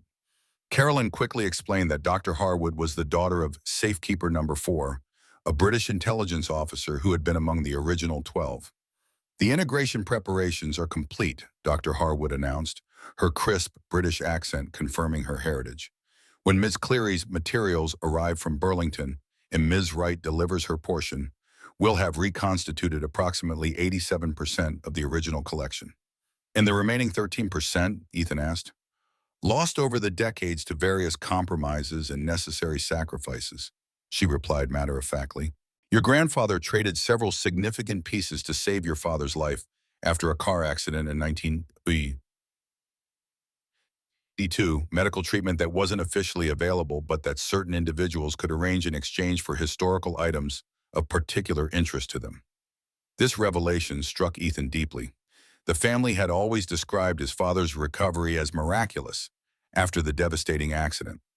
He had spent 6 weeks in a coma following a head-on collision, then suddenly stabilized and eventually made a full recovery that doctors had termed medically inexplicable. Now he understood it had been purchased at considerable cost, explaining James Wright's subsequent financial constraints that the family had misinterpreted as miserliness. Other items were strategically surrendered over the years, Dr. Harwood continued, to protect network members, misdirect legacy hunter attention, or secure needed resources. Your grandfather was a pragmatist, Mr. Wright.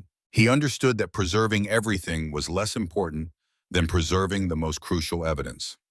She led them through a detailed security briefing, explaining the Institute's defensive capabilities and evacuation protocols. The building had been designed with multiple secure areas, redundant power systems, and evacuation routes that included underground connections to adjacent university facilities. Once we've consolidated the collection, Dr. Harwood concluded, we face the most critical decision the network has confronted in 70 years, whether to maintain the traditional secrecy or implement the disclosure protocol. Disclosure protocol? Ethan looked to Caroline and Jessica, both of whom nodded with solemn understanding. Your grandfather and Franz Mueller developed it in 2015, Caroline explained. A comprehensive strategy for selective public release of key materials through academic, journalistic, and legal channels. The plan acknowledges that perpetual secrecy is ultimately self-defeating. The truth needs controlled exposure to fulfill its purpose. The legacy has maintained power partly through our commitment to secrecy, Jessica added. They operate in shadows because we've allowed the evidence to remain hidden. The protocol would change that fundamental dynamic. Dr. Harwood gestured to the digital display, where a new window showed Turner and Victor arriving at the Albany facility. The surveillance footage was surprisingly clear, capturing their tense expressions as they entered the building with several hard-sided cases containing portions of the decoy collection. The legacy hunters are mobilizing resources we haven't seen in decades. They've activated their network across 3 states with particular concentration in academic and law enforcement channels. They sense this is their final opportunity to suppress this history permanently. Dr. Harwood's expression was grave as she turned to Ethan. The question before us is whether we continue the defensive posture that has defined the Safekeeper network or take an offensive position through strategic disclosure. The weight of the decision hung in the air. For 70 years, 12 men and their successors had protected these materials through absolute secrecy. Changing that approach represented a fundamental shift in strategy with unpredictable consequences. What did my grandfather recommend? Ethan asked finally. He voted for disclosure in the last network consensus gathering, Carolyn said. Franz concurred. They believed the political and social climate had evolved to a point where the truth could find fertile ground. 9 of the 11 second-generation keepers agreed, Dr. Harwood added, though there was significant debate about timing and methodology. Your grandfather argued most persuasively that the rise of digital information networks created both new vulnerabilities and new opportunities. Physical suppression becomes increasingly difficult when information can be simultaneously distributed across global systems. Further discussion was interrupted by a security alert. Rebecca had arrived. Moments later, she enters the conference room, professional and composed as always, though Ethan noted the subtle signs of stress in her posture that only someone who had lived with her would recognize. Rebecca was exactly as he remembered, tall and slender, with intelligent eyes behind simple glasses and brown hair cut in a practical bob. Her conservative clothing reflected her museum background, emphasizing competence over fashion. The months since their divorce had added a new guardedness to her demeanor, particularly as her gaze met his. She acknowledged him with a brief nod before addressing the group. The materials are being transferred to the conservation lab now. Preliminary inventory confirms all items are intact and undamaged. She handed Dr. Harwood a digital storage device. This contains the complete catalog and cross-reference system James provided. Excellent work, Ms. Wright, Dr. Harwood replied. Please join the conservation team in Lab 3 for initial assessment and integration with the waterfall cache materials. As the others began discussing technical aspects of the integration process, Rebecca moved to stand beside Ethan, her voice lowered for his ears alone. I wanted to tell you, especially during the divorce, but your grandfather was explicit. Your genuine ignorance was essential to the security protocol. He manipulated both of us, Ethan replied, keeping his tone neutral. He protected the truth, she countered. Sometimes that requires uncomfortable methods. After a pause, she added, for what it's worth, I believe he chose correctly. Your integrity and commitment to historical accuracy were exactly why he selected you as his successor. And you? Why did he select you? Rebecca's expression softened slightly. He said he needed someone with professional conservation skills who understood the importance of historical context, and someone who, despite our personal differences, still respected you enough to eventually work alongside you when the time came. She met his gaze directly. He was right on that count, at least. Before Ethan could respond, the tracking display emitted an alert. One of the decoy collection vehicles had changed direction and was now moving rapidly toward New York City. They found something, Carolyn said, immediately focusing on the data. One of the decoys must have contained information pointing toward the Institute. The alert escalated as two more vehicles changed course, converging from different directions toward Manhattan. Surveillance images showed Turner in urgent communication, while another feed displayed Victor making multiple phone calls from the Albany facility. They've cracked part of the ledger code, Jessica concluded, analyzing incoming data.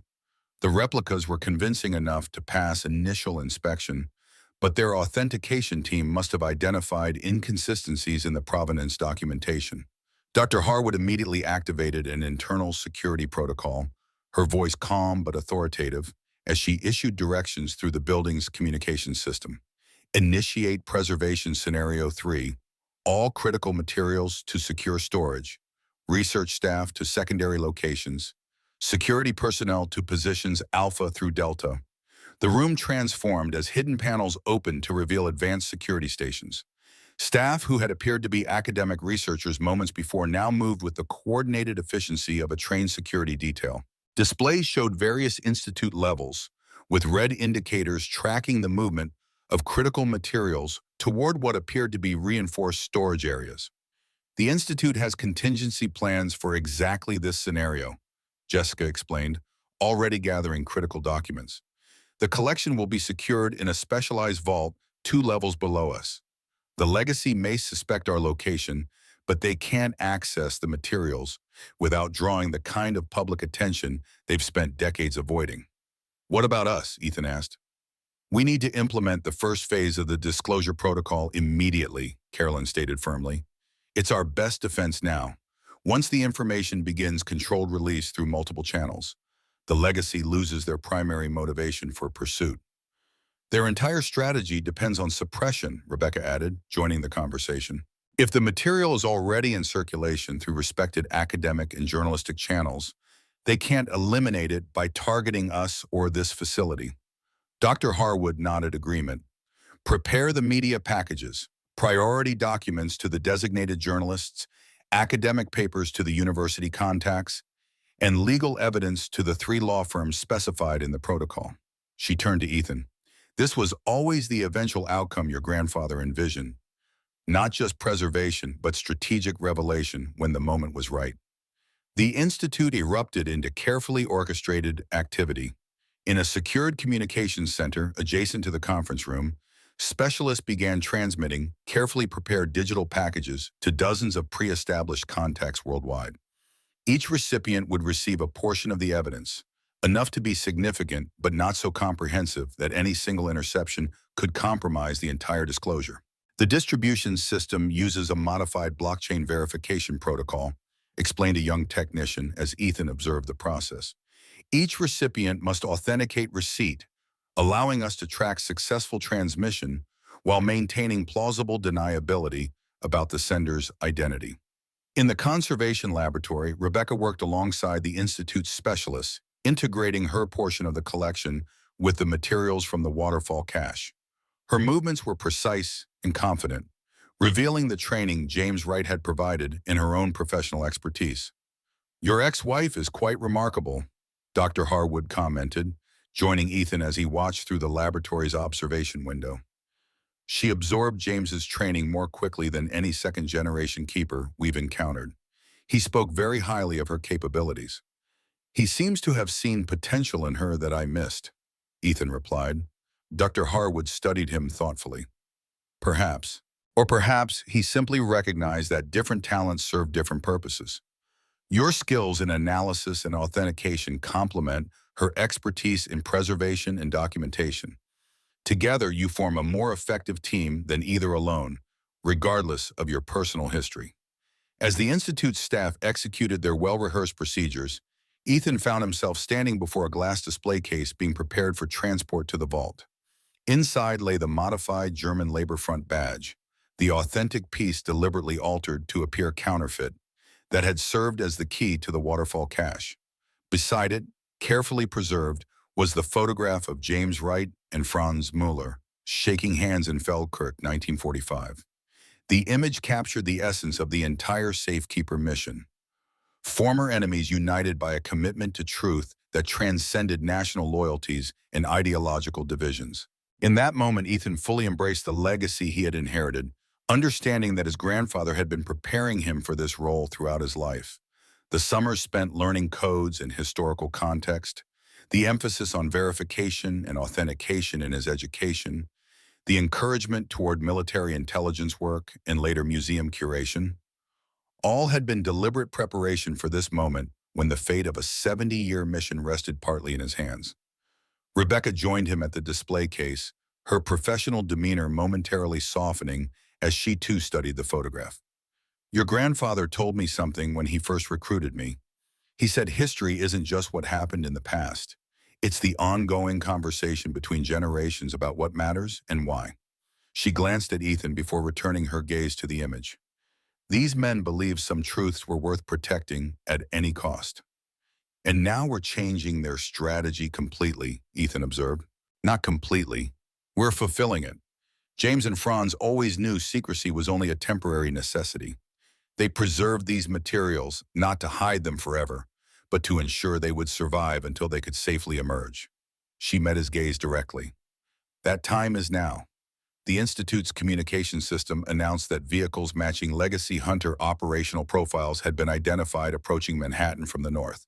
Dr. Harwood calmly directed the final stages of the disclosure protocol implementation. Secure digital packages transmitted simultaneously to 37 different recipients across multiple countries. The first wave of a carefully orchestrated revelation decades in the planning. The primary academic packages have been received and acknowledged, Jessica reported, monitoring the Communications Center's status board. First journalistic confirmations are coming in now, legal document transfers at 93% completion. As the building's enhanced security measures activated, Carolyn approached with a satellite phone. There's a call you should take, she said, handing it to Ethan. The voice that greeted him was aged but clear, with a distinct German accent. Mr. Wright, I've looked forward to speaking with you. Ethan's breath caught. Franz Müller? A soft chuckle came through the connection. The legacy believed they had finally found me 3 months ago. It seemed prudent to let them think they had succeeded. You're alive. Some questions are better left unanswered for now, the old man interrupted gently. I called to tell you that James would be proud. The collection is secure, the network continues, and the disclosure protocol has begun. The legacy is about to discover that suppressing truth becomes exponentially more difficult once it begins to spread. Why now? Ethan asked. After 70 years of secrecy? Because the world has changed, Mr. Wright. Information moves differently now. Secrets no longer stay buried through simple intimidation or local influence. And most importantly, because the ideologies the legacy represents are resurging. The warning these materials provide is needed more urgently now than at any time since we gathered them. Franz's voice grew more solemn. James and I often discussed whether we had done the right thing, keeping these truths hidden for so long. We concluded that preservation had to precede revelation. The evidence needed to survive long enough to be irrefutable when finally presented. Through the Institute's windows, Ethan could see heightened security personnel taking positions around the building's perimeter. The legacy was approaching, but they were too late. The digital transmission had been completed. Dozens of academics, journalists, and legal experts around the world were now receiving carefully curated packages of evidence that would soon enter the public domain through respected channels. "What happens next?" Ethan asked. "Next," Franz replied, and Ethan could hear the smile in his voice. "Next, we watch as history does what it always eventually does, reveals itself despite every effort to constrain it." After a brief pause, he added, "Your grandfather once told me you understood the weight of history better than anyone he'd ever known. He said you recognize that truth isn't just about facts. It's about the courage to preserve them when lies are more comfortable." The words echoed what Margaret had told him days earlier. He said the same thing to Margaret Foster. "Because it was what he believed most deeply," Franz replied. "And now, Mr. Wright, it's time for the final phase of our long mission." The legacy hunters preserve their version of history through silence and suppression. We will defeat that silence not with more secrets, but with carefully verified truth, released through channels they cannot control or discredit. As they concluded the call, Dr. Harwood announced that the vault ceiling was complete. The collection was now secured beyond the legacy's reach, while its digital echoes were already propagating through academic and journalistic networks worldwide. Jessica approached with a tablet displaying the first public result of the disclosure protocol, a breaking news article from a respected international outlet about newly discovered evidence linking prominent American families to Nazi officials through documented asset transfers following World War II. No names were mentioned yet, but the groundwork was being laid for the fuller revelations to come. "It's begun," she said simply. Ethan nodded, feeling a complex mixture of tension and relief. The burden of secrecy his grandfather had carried for decades was transforming into something new. A different kind of responsibility focused on ensuring the truth was understood in its proper context rather than simply preserved in hidden rooms. Through the Institute's windows, he could see the first legacy vehicles arriving, including one carrying Sheriff Turner and another with Victor in the passenger seat. They would find a legitimate research institution with impeccable academic credentials, a building full of witnesses, and no legal pretext for the kind of operation they had conducted in the isolated forests of Hemlock Valley. More importantly, they would soon discover that the carefully guarded secrets they had sought to suppress for generations were already moving beyond their control, entering the global information ecosystem through multiple trusted sources simultaneously. Caroline joined him at the window, her expression reflecting the momentous threshold they had crossed. "Your grandfather used to say that secrets kept in darkness eventually die, but truths released into light multiply. Is that why he left me the cabin?" Ethan asked. "As the starting point for all this?" "He left you the cabin because he trusted you to find what was hidden there and understand its significance." She smiled slightly. "The others laughed when you inherited that old cabin, seeing only weathered boards and isolation. They couldn't see what it truly contained. Not just historical artifacts, but the key to a legacy of truth that will now outlive us all." Outside, Turner stood beside his vehicle, looking up at the Institute with the dawning realization that 70 years of legacy hunter efforts had culminated not in final suppression, but in the very exposure they had dedicated generations to preventing. Inside, surrounded by the inheritors of the Safekeeper mission, Ethan Wright accepted the mantle his grandfather had prepared him to carry, not just preserving history, but ensuring it spoke its long-silenced truth to a world that needed them now more than ever.